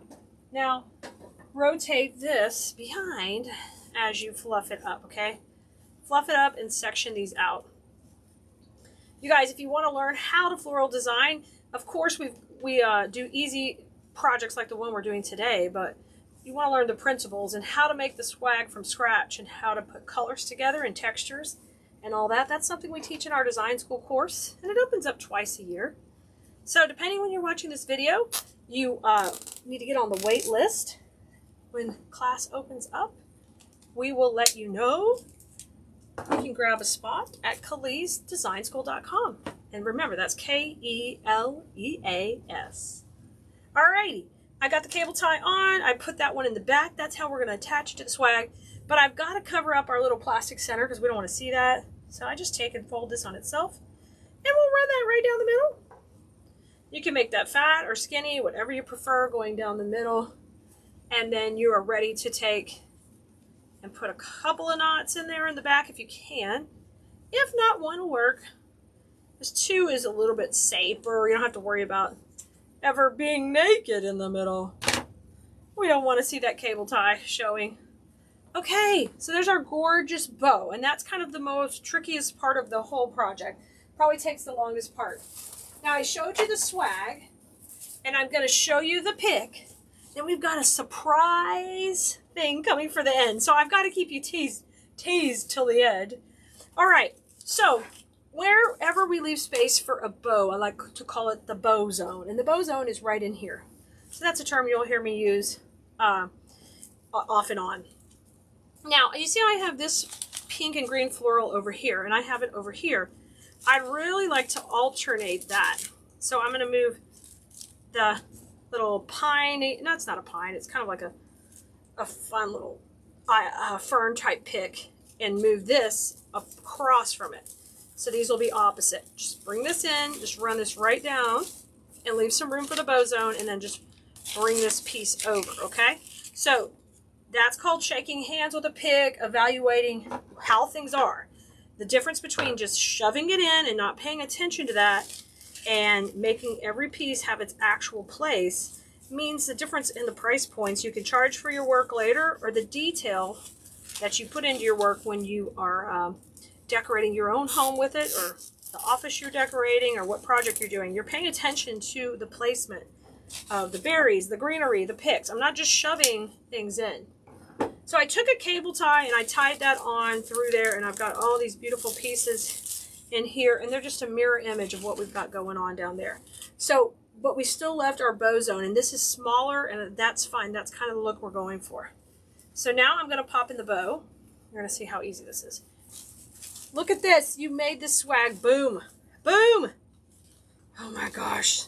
So I'm going to run this through the angel line. That's what the base is called that the whole swag is made on. I'm going to run that through and tighten that cable tie up right here. And then we'll slide it around and we're going to manipulate the tails. And then I told you about our little surprise piece coming up. I am going to show you that one and show you how fun this is to add on. This has such a natural nature vibe to it with the berries and the beautiful colors. Wait till you see what we're going to pop in. Well, sugar. That was Keleas pulling out the front loop. Never feel, I'll glue it in. So that's my little, that was my loop in the center of the bow. And because I yanked on it, I pulled it out. So just be careful. I forget I can't do that with a bow tie. No. That's okay, you can glue it back. And I'm gonna rotate this around because I'm trying to get the bow to the center. Now, with the longer tails, I like the really long tails going kind of behind the berries. So bring the two shorter tails up, and I'm going to bring the longer tails just tucking along the edge here, okay? And that kind of gives it a nice little figure, gives this baby some hips. Her little hips are popping out. She's looking good on your door. Okay, let's bring this one over too. Okay, now the shorter tails, they're going to run up front. And you can see what a great flow you have going down with both the textures.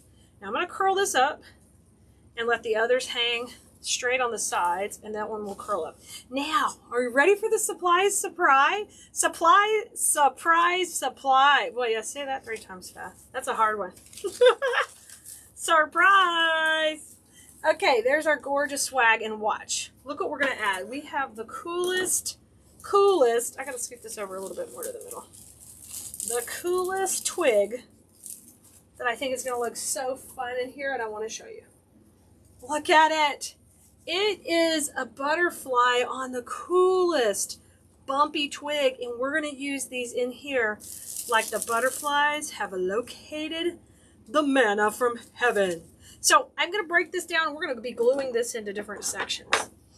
So this is kind of like a little bonus trick here where we can take some pieces and add them in to add more depth and dimension. And that is something I love to do.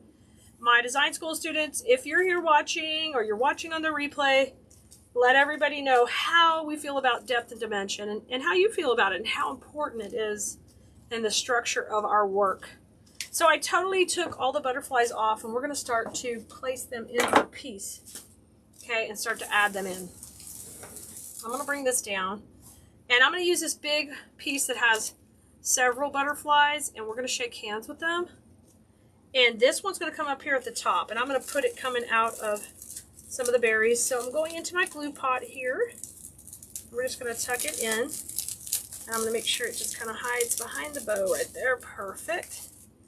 And then we can spread these little guys out. I think a smaller butterfly would look great, like right there. And then we can just manipulate these however, where we want them to go. Look how fun that is already at the top. Oh my gosh, that's so fun. Now let's come to the bottom. Let's work some more of the bottom. And it's so nice that this already has a hanger built in. You don't even have to worry about how you're hanging it. Putting on a hanger, you don't have to do any of that.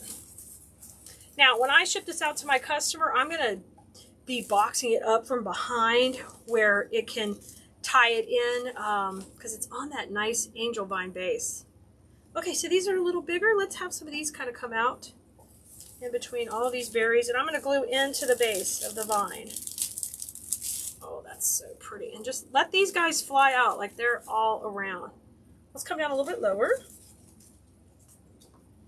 I've got 4 for the bottom, so I'll just bring one over here and then keep going down. I'm just looking at my sizing so we don't have, it looks like there's a big one with a little one. So we'll just have nice movement all the way down. Isn't this beautiful on your porch with some gorgeous pumpkins? You can pick up a couple extra of the butterfly sprays if you want to add them in with your fall decor because they're just a beautiful, beautiful color. And they match so perfectly. Let's bring that down. And you can have them out or more in either way. Oh my gosh, this looks so good. Okay, let's bring this one down. And then I'm going to have one for the very bottom. So I'm getting in there to the angel vine and pushing them in. So I know a lot of times we're doing really complicated projects with many steps and directions. And we're teaching, really high level things in design school, but sometimes it's fun to make something as simple as this one, guys. Simple and just beautiful. Beautiful and easy. So no matter how busy your schedule is, you can take a little time to floral design something just like this with us. Oh my gosh, y'all, I love it, Blue Merinos. It turned out stunning. So check out the finishes images when you're all done and you can see it hanging and how you could visualize this in your own space. Boy, I can't wait to see what you guys make. Y'all have fun with flowers, and I will see you next time. Hi, Blue Merinos, it's Keleas. I'm so excited to be with you tonight. We're gonna create a beautiful fall wreath together. So come on in, say hello, of course. Welcome, welcome. I'm gonna pull up your comments so we can welcome everybody. You guys, I'm gonna be able to read comments on TikTok and on Facebook. So if you're on YouTube, I will get back to you. Just leave a comment. I'd be happy to help with anything you need. Hoping my live is going to show up here in a second. Yay! Hi, guys. Fantastic. Okay. Let's see. I keep pulling this up and I don't see the live yet. I'm just like, where is everybody? Well, we'll get started. Regardless, we'll get going so we can have some fun together. So tonight we're going to work with a gorgeous color palette I want to show you. We've got in the most gorgeous blues. If you haven't been to Keleas.com in a little while, look at this. Look at this color palette. We're going to mix blue and orange. And the star of our show tonight is going to be a gorgeous velvet pumpkin. Okay, because we're feeling fancy. And check this out. Check this ribbon.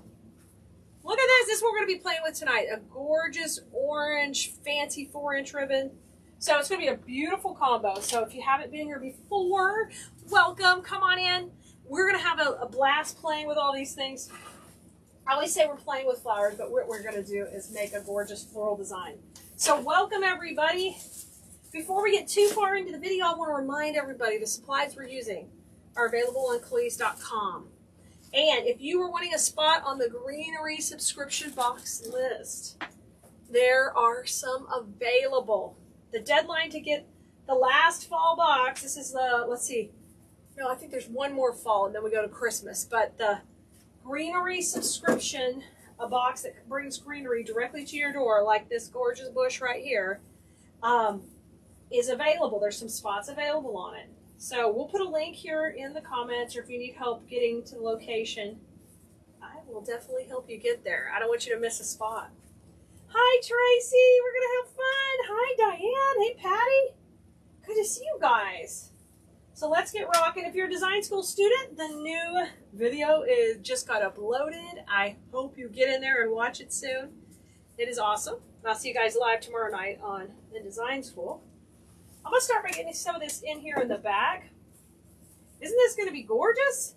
I kind of gave y'all a sneak peek before we even got started. Yes!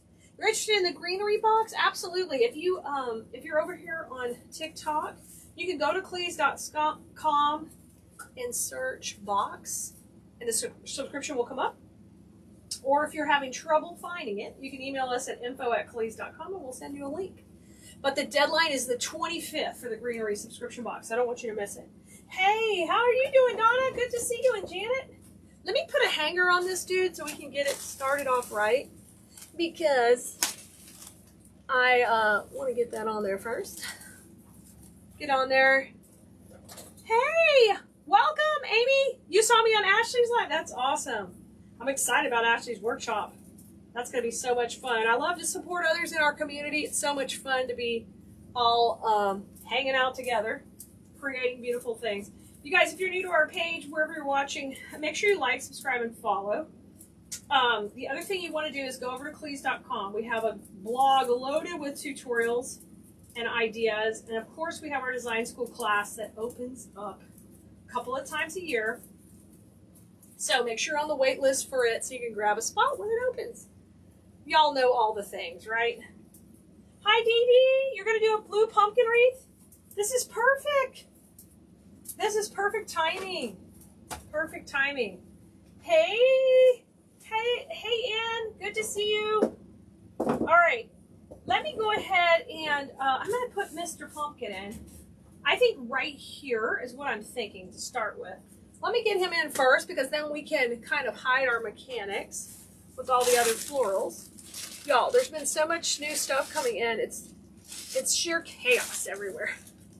It is literally chaos. Pardon me, I'm looking for my all. I'm always losing my all. My all is on an adventure without me. Thank you, Patty, for sprinkling the love. You guys are so great for being here. Hey, and if you want live notifications, we have an alert system. We can send you a notification when we're live. You can grab a spot on that at textkeleas.com. We'll shoot you some info anytime we're out live in the wild. You love fancy earrings, Tracy? You're in the right spot then, Tracy. We're getting fancy tonight. We aren't holding back. We do simple ones on Saturdays, but then the rest of the week, it's game on. Let's party on. Yeah, we're on a 14-inch wreath base. Yeah, we're small here to start with. We are small. Hey, Marshall, I'm glad you're here tonight. We're going to have so much fun together like normal. You know, we're going to have a good time. Yeah, I love this gorgeous blue, and it's got that gold stem. I mean, what's not to love with that? Gotta love that particular aspect right there. Okay, I'm gonna push that in. Get this dude mounted. I think 2 is gonna be good. You can always add more. Oh, you can't see the bottom of the wreath. I'm sorry. Yes, ma'am. Thank you for letting me know. I can bring it up a little too. How about that? Once I put that hanger on, I made it too low. I got it. Hi, Teresa. All right. Pumpkin's in. Pumpkin's in. Now let's get our shape started out here. I'm going to pop in this particular gorgeous greenery that's got the blue element to it. We're going to start placing it in and get our design kind of coming together to start it out here. I like to kind of set the perimeter with the greenery and get a feel for how big I really want to go with it. This piece right here is giving me a hard time. There we go. Get in there, buddy. Hi, Regina. Okay, good. Yes, I was not letting you see any of it. You're not getting to see any of this beautiful pumpkin. Hi, Teresa. Thank you for the stars. That is awesome. Thanks for the followers. You guys are awesome over here. I appreciate you guys coming in and watching. All right, let's have a big piece of that. Now, here's my hanger at the top. I'm not using it right now, so it would be a better picture. But let me get some of the same greenery up at the top. Hi, Terry. All right, you're just happy to get the notifications? Yes, that's why you got to get on that notification center because you'll get those to your app and you will know when we are live. And no matter if you are in Facebook jail, Marshall, they can't stop. You can watch. They can't keep us away from notifying you. Oh my goodness. Isn't that right? Hi, Cindy. Diane, I use a technique where we use leverage and like wooden dowels to put that on. That's how we put the pumpkin in. Okay, Nicole just posted the link for the subscription boxes. So those of you who we've gotten several emails the last few days about the greenery subscription. It's a monthly subscription of just greenery. It is seasonal. So right now it's fall that comes to your door. And then after that, it will switch to Christmas for the Christmas season and then winter. So you don't ever have to worry about the right greenery coming to your door. And our subscription boxes, you're always saving 20% on the value of the box. So it's a good deal.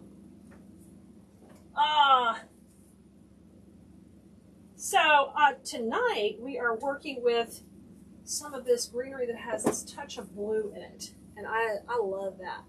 It's so pretty. So I'm just breaking it into sections to put it on to start with, guys. Hey, Tammy. Hi, Joellen. So let's cut this into a few pieces and keep placing it in, spacing it out.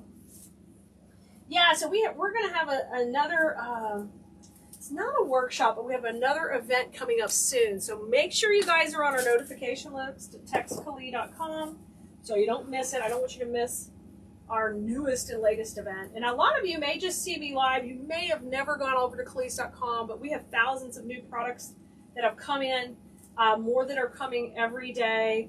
And we focus on high quality florals and greenery and ribbon. So you can make pieces that are just breathtaking and stunning, just to be different than all the other people who are shopping at Michael's and Hobby Lobby and all that. You can mix things from there, but you can pick up really high quality different pieces from us, and that's really what I focus on. Oh y'all, there's a bunch of killer Halloween and fall still arriving, so let's put this one right in here to get a nice fill of that. I know, an event. Okay, I'm going to take and push this into the side here, put it on in, get that one in, get it in. Now I'm going to make sure I get a nice little shake on it. My design school students know I would say, shake hands. We got to shake hands with it and spread it on out. I love this natural look that this greenery gives us. Hey, Tina. All right, let's bring one more in. I think we'll put this one in right here to kind of come to the side. So I'm getting just this great filling out. What greenery am I using, Sherry? It is a brand new greenery. We'll be sending out the whole supply list to our text list. So if you want to grab that, you can get on textklee.com, and we'll be sending you a notification for that one. And then we will also be posting it on the website, so you won't have to worry about missing exactly what I use. This is a brand new one, but I love that it has that touch of color in there. Oh, Rochelle, the contest isn't over yet. We'll let you know. That's a design school one, Rochelle. So that'll be, the deadline's in September. So we'll post it when, if you're one of the winners. Y'all, we have design school contests that are participation. So that's what she's asking about. Okay, so I'm making sure these have a lot of depth. So one of the things I teach my students is we want to come forward. We want to have a lot of depth. We're going to let other people have the flat wreath business. We're going to make the really deep texture movement. That's the business we're looking for, because these people pay more money than the flat wreath screen door people. Okay, so that's the direction I want to head. So we've got a nice placement of greenery on here going good. Let me move Mr. Wreath over just a little bit here so you guys can see that. Come over here, buddy. All right. There we go. You can see the texture all kind of coming off the base. All right. Okay, thank you for sharing the live. Now, later we're going to be bringing our pretty orange bow in. So I know I'm going to have this great pop of bow. I'm not orange from the bow. Not sure exactly where I'm using it yet, but we're going to keep working around to get that placement just right. Now, these are a new peony bush that's just so lush and gorgeous. Look at it. Oh, it's got this dried look, which is really, really trending. So we're going to use this in first to get some pops of a similar blue, not exactly the same. We're working with blue tonight. Blue. I'm going to pull up this greenery up near the heads. That's one of the advantages of having pusher bushes. If you like the greenery, you can keep it. If you don't like the greenery, you can pull it out. Ooh, I think we're going to pull it out. It's a little dark, and I like the other greenery. So we'll just pull it down. And I will still save that for another project, because this is a nice leaf. It's not like a crappy leaf. It's just a dark olivey green. So we'll use that for something else. It's a great filler or hider in the centerpiece. You know what I mean? Woo, it's looking good. Right, Chris? Yeah. Go big or go home. That's how we do it. Totally love that total theory. My style. All right, let's come into the top here. I'm going to start by pressing this one in a little, and we're going to give it a bit of a bend as it comes forward. I like it. I love having all this color in here. Just love putting that in there. And mixing these two. Yeah, it's kind of a navy. It's like a really rich. It's a combination of a couple blues in here. Ooh, I'm going to tuck those two together. Yes. Yes. So one of the things I like to do is try to keep our pieces different than you see everybody else making. So I'm always staying on top of how we can do our pieces differently so we can stand out instead of be like the rest of the crowd. So you're going to see me use different textures and different techniques so your work doesn't look like everybody else's. Okay, so there's my first pop of blue right there. I'm loving that. Let's use another maybe right in here. Okay. Jennifer loves the blue. Nice. And I'm leaving these a little bit shorter. I'm tempted to have them shoot out because that's my style. But I'm going to let the greenery be the longest in this one. Hi, Robin. I'm glad you're here. Jennifer's loving the blue. That's super. Thank you. I'm glad you're enjoying the wreath tonight. All right, let's come in here a little bit lower. Come into this zone, and we're going to work with our three. We're going to put another cluster of three. Now, it's important to stay on top of the trends and know what's trending, but it's also important to be your own designer and kind of start to decide what you want to focus on making. And that way you can start to be creating pieces that your customers like. And then as you get to know your customers better, you'll have the ability to create just specifically what you know they're going to love. Like a wreath I did today to design school, I know would sell at craft shows here in Texas. I just know. I can take one look at it and know that would go perfectly to my local market. Now, sometimes I make things that are just good for my website that I know people are going to just love and eat up out in the, not necessarily local to the Houston area. But I know they're going to love these type of things because they buy them from you before, right? Hi, Genevieve. Isn't this a beautiful blue? I'm loving it too. All right, I think we'll put one more out here, but I don't have any more of this greenery to kind of tuck with it. I only brought two of those. Let's hold on a minute. If we're kind of freestyling, we'll come back to that. All right, let's put some orange berries in here. We're going to start to disperse some of the orange. And I'm going to take one of these stems and break it apart and get several pieces out of it. You guys, if you're brand new, welcome, of course. Say hello. Glad you're here. I'm in Houston area. The Houston area, way down here in Texas. Thanks for watching wherever you're watching. We are so happy you're here. But I work with silk flowers. I teach floral design. We have a class, a blog on the website. We call it our video library. You can't help but see all of our cool things we do there. And of course, we're on all the social medias. And we sell all the stuff we work with. So you're never going to see me use something here that you can't just go to the website and buy, at least when the video starts. I can't guarantee how long it'll be there. But this is the type of things I like to work with, high quality florals that look different and are different. You're loving it already? This is fantastic. The depth of these colors is gorgeous. Now watch what we put in the orange. You're going to see these go together so nicely. Oh my gosh, look how beautiful. Boom, boom. These berries, we have been using the char out of these this fall. I just love these berries because they're so nice. Look at a lot of berries you cannot do that with, but they're wired to the tip basically right here. So I can go to town with them, move them all around. So one of the ways you can stay on top of trends is come to be in someone's class like mine. In my design school class, I'm going to cover trends. We're not going to leave anything out.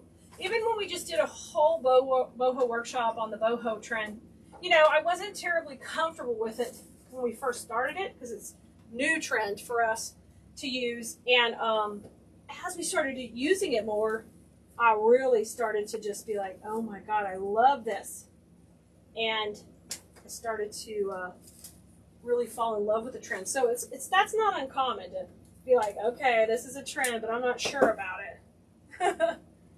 Hey, thanks for being here. Thank you so much, Tina. Okay, I'm going to make my own little cluster. I want a little greenery over here on the right. So I just stole some from that other pick. I just stole a little. I'm going to come bring this in here. I just want to tuck this right above this pumpkin. Yeah, that's perfect. Let me make sure I got it all glued in. This one's wired. I'm going to pop a little moss in there to hold it in place. So if you see me grabbing Spanish moss here, I'm kind of making a little moss sandwich with the glue. and that's kind of holding in the void in the wreath. I don't use a pick machine. I don't waste time with those. I'm really quick to use glue and moss to make a little tight zone in the wreath to hold everything tight together. Okay? Right? You're finding ways to love the trend. Isn't it true? You know, all it takes is for you to sell a few things, you fall in love with it. And I've done really well with the cream and the teal pumpkins. They went quick. You don't have to make a ton of it. Just try it. It just makes you look like you're on top of what's going on in the industry, right? Well, you know, when I started in this industry, it was the early 90s. So I didn't do a whole lot in the 80s creating. But let's see, it would have been about 90, I don't know, 93, so 94. I think I got my business license in 94 and started my business. And back then, at our local craft shows, to get in the big circuit, it had to be all dried florals. So we were drying, you know, dried eucalyptus, preserved eucalyptus, all of that kind of stuff, which does not go good in Texas humidity. It really doesn't.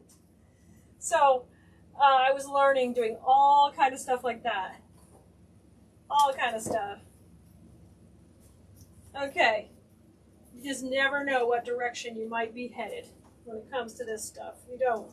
You really don't. The greenery box subscription, it's $49.97 a month. And you're getting 20% off the retail value. So you're going to be getting a value more than, of course, the $49.97. Shipping is determined on your location as far as the cost goes for the shipping. You like the skull and the pink inspired? Oh, they were so pretty. So this spray is like a little feather bush. And I thought it would work good to really add some depth and dimension. Instead of using twigs in this design, we're going to use this like this. But I'm going to go ahead and put the bow in first. And I think we're going to tuck the bow right in here. And I'm trying to decide, I want that tail to kind of go down. And this just tuck in right here beside the pumpkin. I'm into the drama of the long tail and the drama of this ribbon. I love it. I've been kind of calling it Rustic Glam. And it's basically just adding some glamorous touches to fall. Where you use the ribbon or you use some, you know, like cheetah print or something like that to add in. Ooh, Robin, great. Hi, lady. Good to see you. And Jenny. Okay, so I'm going to tie this loosely. And we're going to kind of manipulate it into place here. I'm going to bring that down and let this party get started here. Poof that up. We're going to use this tail back here. I know I wanted to put this up against the pumpkin and just have it tight because that contrast in color is so pretty. And look at the back side of this ribbon. It's like iridescent. Oh, juicy, y'all. So juicy. Let me bring this up. Okay, this new greenery is killer. You guys, I cannot wait for you guys to see all the new things that are coming in the subscription boxes. All kind of fun different textures and depth and dimension. It's the best. All right. Terry, you're going to try some pampas grass. Go for it. Go for it. This is kind of like a pampas, but not really. It's like a little reed almost, like a little feather reed. And now we're going to use it to add to the drama. We've kind of got the tone set. And now we're bringing it on. So you guys, you can grab this whole, the whole supply list to this at our website. We'll text it out as soon as the video is done, and you can get it on the notification system. We'll send it out to you so you can go shop and grab what you want from here. And I think I love these new florals. They are really a beautiful, beautiful bush. I like that tight head on there. Oh, and it looks dried. It's so awesome. Ooh. Thank you, Dallas. Oh, Kimberly, fantastic. I'm glad you could join me live today. You guys, we'll be live again Wednesday for sure. But anytime we're live, we'll send out a notification. So if you don't want to miss that, grab a spot on there. Oh, See how I'm using this to direct the eye and the flow? That's the kind of stuff I teach in design school, so you can learn how to do this on your own. And you can hear me in your little ear going, what are you doing? It should go here. In a sweet little happy voice. Okay, bring this up here. We're gonna let that tuck in. Ah, beautiful. So I've got this flow going there. I've got the flow going there. Let's bring the eye down. Let's bring it down a little bit more. Yay, I love this part. Yeah, it's all the good time of drama. Yes, this is all we're talking about, the good drama. Oh, I'm excited to try these different types of looks. The Rustic Glam, the Boho, all the whimsical for Halloween. It's just a great, great combination. Let's bring it down here. Let's bring it down here and get a touch of it. Yeah, when you use a pampas, if you'll do less is more. Okay, so this is a really light piece. This is not going to count. But if you use a regular pampas, just stick to 3 pieces. And I promise you it'll be a winning combination. 3 pieces is a winner. Hey, CJ! Okay, let's bring that there. I'm going to put one more up here to finish my flow. So just like you'd use twigs, you're using the feathers to direct the eye and give it that motion. Not the motion of the ocean, but the motion of the flow you want to be happening. I bet you're like, I didn't even know there was a flow. Yeah, there's a flow for sure. I think you could get away with that tree. So I'd like you to pick 2 elements and stick with it. Don't go too many. That's the biggest mistake people make, is they try to mix too much texture, and it just gets a little bit busy. So I think you could try pick out 2 of those to 3 and go with it. Okay. Whoa, there we go. Stunning. I love it. I love it. Let me give you guys a close-up. Can you believe we just made that really fast? We knocked it out. I want you to learn how to make stuff like this quick and easy, and it can look just this elegant, just this fast with some practice. Oh, I'd love for you guys to come join us in design school. Jump on our wait list. Go over to KeleasDesignSchool.com. Jump on our wait list so you can get in class next time it opens. We're about to text out the supply list for this project right here. And anytime you see a supply list, it'll have a link in that supply list to the video. So you don't have to worry if, like, Klee, I bought all the supplies, I don't know where to find the video. It's right there. Okay, if it's a design school video, then you, of course, have to pay to have access for the video. But if it's something out here on the public, you will have the link there. You'll be able to click and go right and watch it. Yes, so all of this stuff is from Keleas.com, guys. If you're brand new, you guys on TikTok, Keleas.com, that's our website where we sell and teach and do everything. We, as in Keleas, and the rest of the fantastic team here helping me. All right, I'll see you guys that are in class already. I'll see you tomorrow night. We're going to be crafting and creating together something beautiful. And your tutorial is up in class. You guys have a great night, and I'll see you next time, Bloomeritos. Welcome, and just come on in and say hello. We're going to be creating together tonight. I want to tell you, this was a bow we made on Bow Wednesday the other day, which has got polka dots, and it's got cheetah with gold. Let me show you guys close up to the camera. Cheetah with like a little gold in it. So I thought we would use this whole design to inspire the project we're going to do. So I've got some florals and greenery ready here to go. So you can kind of see what we got going on. I think it'll be a lot of fun. I think it will be. So let's get creating together. I missed y'all over the weekend. I hope you had a great weekend and you made some beautiful stuff.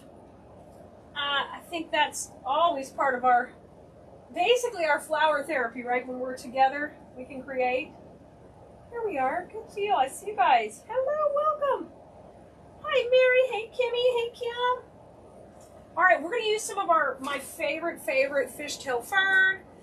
This is that light green. All the fishtail ferns exclusive to our shop on Keleas.com, but this is the light green color, which works really good for some of the softer tones. And since we're using that light ribbon in this, I think it's going to be a great start. Hey, Mary. I'm glad you're here. Hi, Jody. So let's start by getting some of this in. How was everyone's weekend?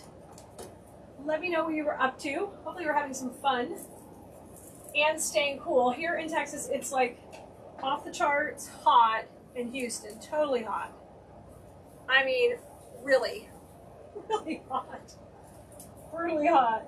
Hello, Lori. Hi, Judy. Hey, Michelle and Bonnie. Hey, Joan. Y'all, we're not kidding when we say hot. It's really hot. All right, we're going to get some greenery started off. And like I said, I'm going with a lighter greenery to pull out the light tones of the ribbon we're going to use. And have some fun. I tell you what, the dogs, Richard has gotten a couple of little gates so we don't have to close the doors to keep the dogs out of some room. You know, the little kids' gates. And those dogs, they figured ways through them. Right, you had 101, Lou? Holy smokes. Ruth, you were working at the Corvette show? Nice, that's fun. Did you get a new one, Ruth, or just looked at the pretties? Or did you show off yours? Maybe you had yours on display. I've got a cousin who collects Corvettes, so they love them. I mean, they collect as many as their pocketbook will let them, right? Blazing hot, I know, guys, I know. It's hot everywhere, isn't it? Totally hot.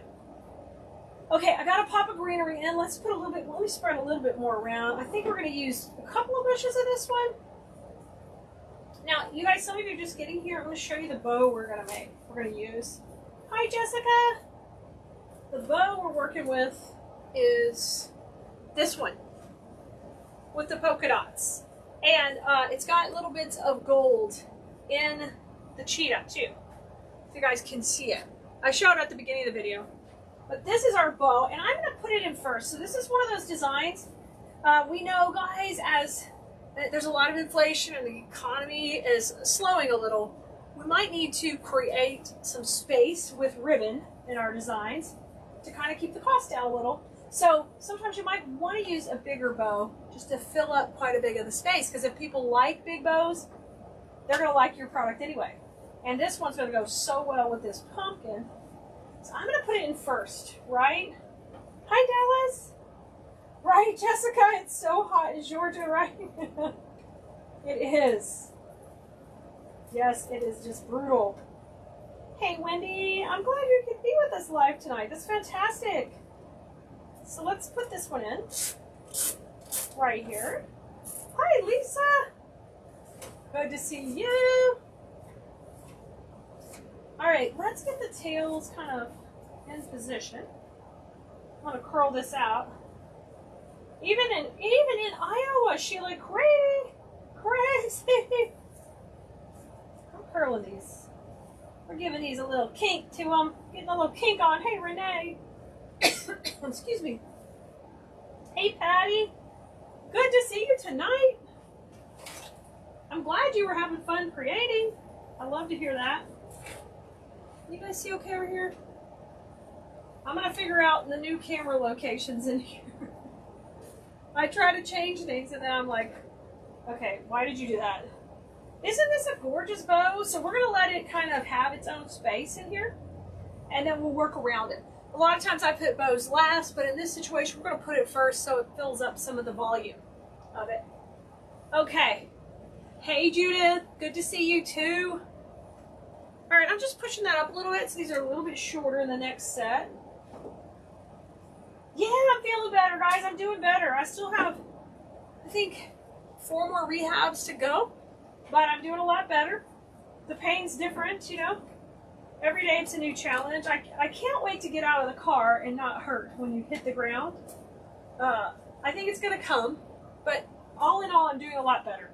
The thing that frustrates me is I just can't go, you know, bust out and work at the warehouse and move boxes and pallets and do what I used to do. And that frustrates me, but it'll be okay. It will come back in time. I'll keep working a little at a time to get better and better at it. All right, I filled in a little. Let me put some moss on that one. Hi, Gerda. Hey, lady. Oh, it is yummy ribbon. Oh, it's going to set the tone. The ribbon is what's setting the tone for the whole project. Okay, next step is we're going to put the big old pumpkin in because she's so juicy. She's going in next.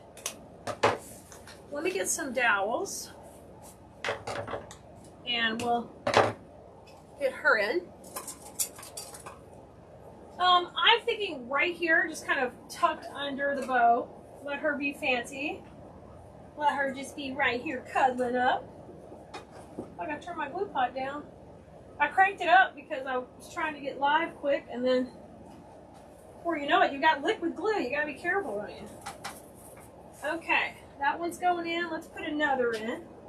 Debbie loves the bow too. Yes, you guys, we made this one on Bow Wednesday last week. It was so pretty. And we're kind of letting it be the star of the show.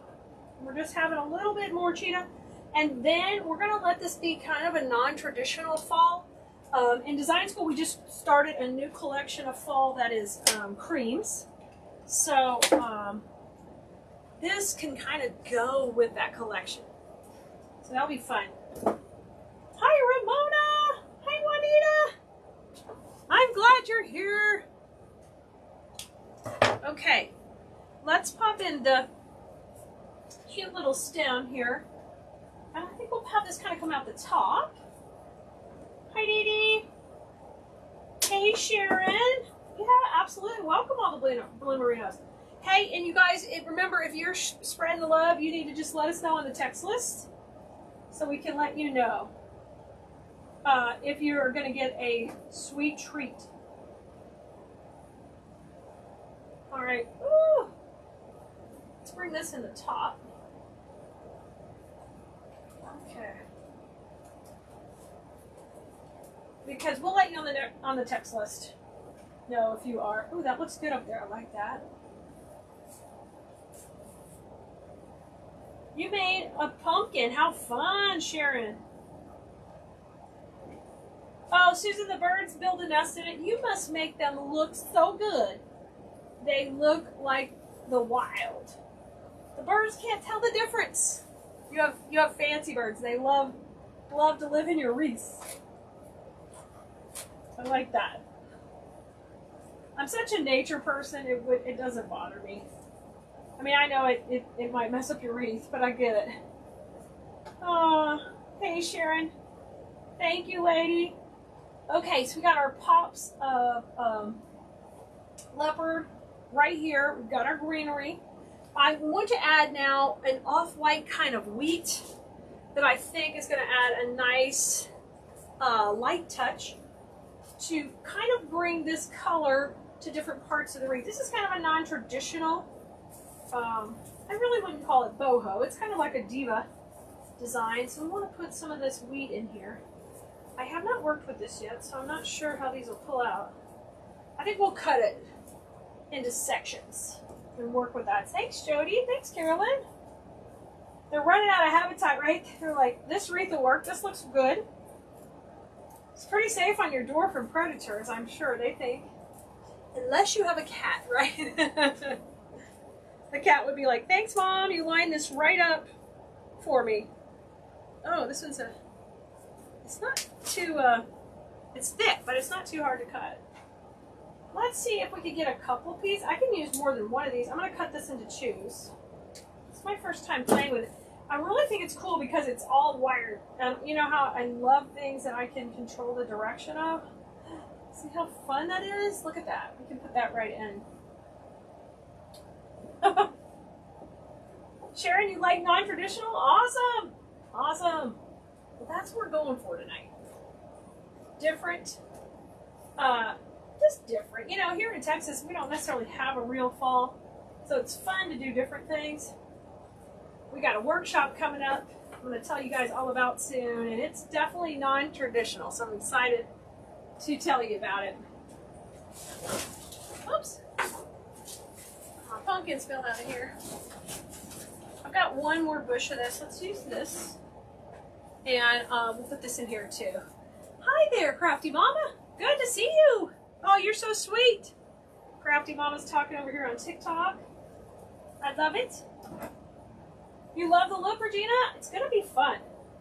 So, you might be saying, Clee, why are we putting a white in? We're putting white in or cream in because we've got that in the bow. And as I'm always teaching in design school, you can't just have these colors just floating on top. They've got to mix in and pull from the back because that creates depth and kind of a flow for the design where it goes together. So it's really important. Workshop, yes. Regina's like, you've had me at workshop. Yes. We're going to tell you all about it. The next probably, I don't know, it might be a week or so before we can announce it, but I'm going to start to drop some hints. It'll be exciting. If you've never been to one of our workshops, we have a lot of fun. Okay, there's 2 pieces there. I've got one here that's a little bit thicker. I'm going to use it kind of down here. We might put a little bit of brown in here too. Hey Jojo, I love you too. I love your work too. I'm so glad you're here. I haven't seen you in a while. I've been busy with my own dramas with my body, but I'm glad you're hanging out with us. Okay, let me put some moss here. And there we go. Let's fluff these up. And then how about one more piece kind of coming out that pumpkin? I got a nice big one. Yeah, Kim, this is one of the Bow Wednesday bows from last week. It looks good on there. It looks so good. Oh, you love the workshops, Kimmy? Yes, I know. Design school students, y'all get to come to the workshops at no cost, so it's like an extra bonus for them whenever we have them. They enjoy them so much.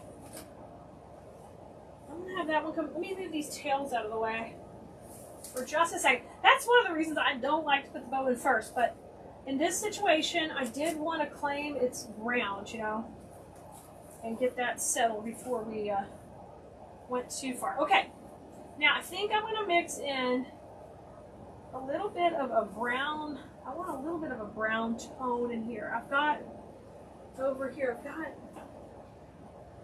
a green brown. I've got, this is more orange. I think that's a little too orange. Let's see, guys. I've got some pampas. I didn't think I was going to do it too pampasy, but maybe. Oh my goodness. I think we get a little pampas. Oh, thanks, Jojo. I am feeling a lot better. Getting around much better. Pain's a lot better. I still just want to be ready. I want to be like free. It's coming. Okay, let's add some more green first, and then we'll get going to town with our pampas. And that's going to add a little bit of this brown tone right here that's also kind of being pulled out with the gold and this and the ribbon, and kind of, I think it'll pull it right together. Thank you, Sylvia. Thank you so much. I'm feeling a lot better. What do I do with my wire cutters? This is the, oh, here they are. When I redecorate or move stuff, can't find anything. Are you liking it? Great. Thanks, Dawn. Thank you. Who else is over here? Hey, Christella. Thank you. Glad you guys like it. I think it's turning out fun and cool. Uh-oh, I'm going to sneeze. Pardon me.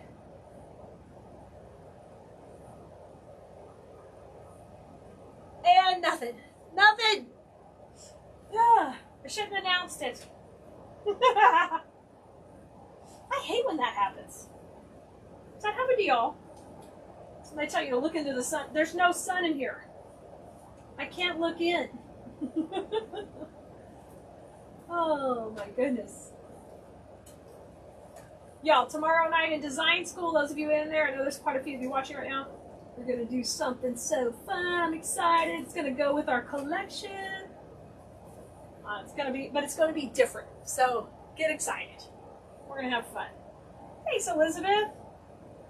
Gerda, you like it? I love it. That's great. I'm glad you guys like it. I'm glad y'all are enjoying something a little different. Oh. Yeah, this is a wheat, but it's a little bit different because it's all wired. So it's really controllable. It's all look, I can go out. I'm really loving that. Nellie likes the more non-traditional. Debbie says I'm having trouble making fall when it's 103. I know, Debbie. I know this is the norm. This is the norm. We just gotta get in there and embrace it. Yes, this is in the portal right here. This is in the portal. Oh, you guys on TikTok, I'm sorry for paused. You should be back, TikTok. I'm sorry about that. Yeah, this is in the design school portal. That one right there. Yes, ma'am. It is good to go for you. Cindy can't wait. Lori says this is more you. Yeah. Yeah, it's fun. Yeah, that was last week's design school. This week we have a wreath that's done on a tight budget to help you increase your margins if you're a seller. And it's a simple method where we really rocked out some twigs. Oh, watch out, pumpkin. You little pumpkin. So go check that out if you haven't been in design school today yet. Okay, that's filling in nicely. Let's play with the pampas. Let's see if we like it. I'll be honest with y'all, I'm still sometimes freak out when I'm using pampas because I'm like, okay. Oh. So don't panic if you see me panic. Hi, Brian. Okay, let's come in here. Let's trim this. These are the short little pampas, shorties. Okay, we're gonna put these in. I'm glad you guys like it. And I think this is the type of thing less is more, but I like, it seems to really hold up well. The ones we've been selling, because I have some that I've hanging at the door, and it handles the humidity so well. Mary Jane, that is something I teach in design school, placement and structure. So we'd love to have you. Our class will open up again pretty soon. Come join us in our workshop and you'll get a feel of how I teach in there. So I teach you how to do the placement. So every time you make a wreath, you know kind of where to put things to help you have structure to your design and not just poke it in. Okay, I am going to give these a bend just a little bit forward. I love that color. If you're not comfortable with pampas, I feel like we could still use like a darker weed or a darker twig. Could still do the same thing, but this is kind of going with the whole look. Hey, Wendy, feeling so much better. Thank you so much. Rehab is going well. I have rehab tomorrow too, so y'all, they worked me hard in there. They were having me push one of those football sleds the other day. I did it. It was a lot, but I did it. Okay, I really like this. Now, I think, let me step back and take a look at it and see if I want to add anything else.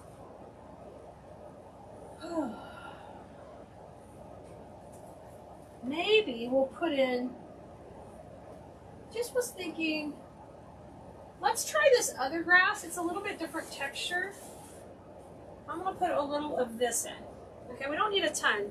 I'm going to use this for a little bit of additional greenery in there. Doesn't it look good? It does. Robbie, why am I iffy about pampas? Only because it's a trend and it's very popular. And so sometimes I feel like it takes the design and makes it go over the top. More like diva. But there's nothing wrong with that. As long as it sells, I have to get over it. I'm going to pull these down where they're a little bit short. We're going to use these in between. Jennifer, you love the textures? Me too. I'm going to go right behind here and just layer this right behind my pumpkin. So yeah, this is what I like. This is good. And I'll bring that back up just right there. So we'll have a couple of different textures of greenery. Right, you gotta play with the cheetah. I have retailed the cheetah very well. So even in design school, when I'm talking about items, we do trends and we try them and we see if they're gonna retail in for our customers. And what that means is we do need to try the new things, but if our customers don't buy it, if it doesn't sell for us in our Etsy stores or in our craft shows or our markets, then we'll steer a different direction. But the cheetah has actually retailed well for me here in Houston. in person. So, yes, absolutely. Robbie says the Diva wreath is awesome. Yay! So, you know, I'm more of a natural girl. I like natural designs and natural inspired pieces. So sometimes it's a little bit out of my comfort zone to do things that are more shishi foo foo, you know? Let's put one more right there. Okay. Oh, good. I'm glad you're hanging out and seeing the replays. I love that. Okay, I'm going to put one here, and let's kind of have it come back to the middle. I think it would be like a party coming back to the inside. All right, let's do that. Oh, yeah. That's what I'm talking about. That looks good. All right, let me bring this up. Let's have another piece kind of come out of the boat. Thanks, Janice. I am so glad you like it. Let's kind of come from the bottom here. Right in here. So we got a little bit of grass. We've got the fishtail. We got the wheat. We only used just a touch of the campus. I think we did it. I think we did it. Let me give you guys a close-up here. Oh, we got a rogue twig here. I'll use that in a second. I'll cut it off. All right, you guys over here on TikTok, you get a nice little close-up. What do you think? Thank you. I'm glad you guys like it. Here over on Facebook, here's what we're looking at. Something like that. YouTube, check it out. Check it out. I think it turned out beautiful. So we'll have a supply list for this project if you want to make your own. Y'all, you've got to try something out of your comfort zone. I have to do it too. So I'm easing into all these goodies one step at a time. I am so glad you guys like it. You guys have any questions here before we get off? If you're in design school, your tutorial is ready to go for you in the portal. And I'm glad you guys are loving it. Thanks, Debbie. Thanks, Joan. You like it over here too? Yay. Perfect. Perfect. All right. Well, I'll see you guys next time we're live. Make sure you text us. We'll text back to you whenever we're live or whatever we have new, everything that's going on. Just go to textkhalid.com. Send us the word live, and you won't miss any of our live videos. We'll just text out whenever we're live. All right. Sandra, it goes with your decor. I love it. Hey, Miss SpongeBob. Thanks, Vicky. Thanks, Wanda. I'm glad you guys liked it. I'll know y'all want more wild stuff. Y'all definitely are loving it. Okay, see you next time, Blimmerinos.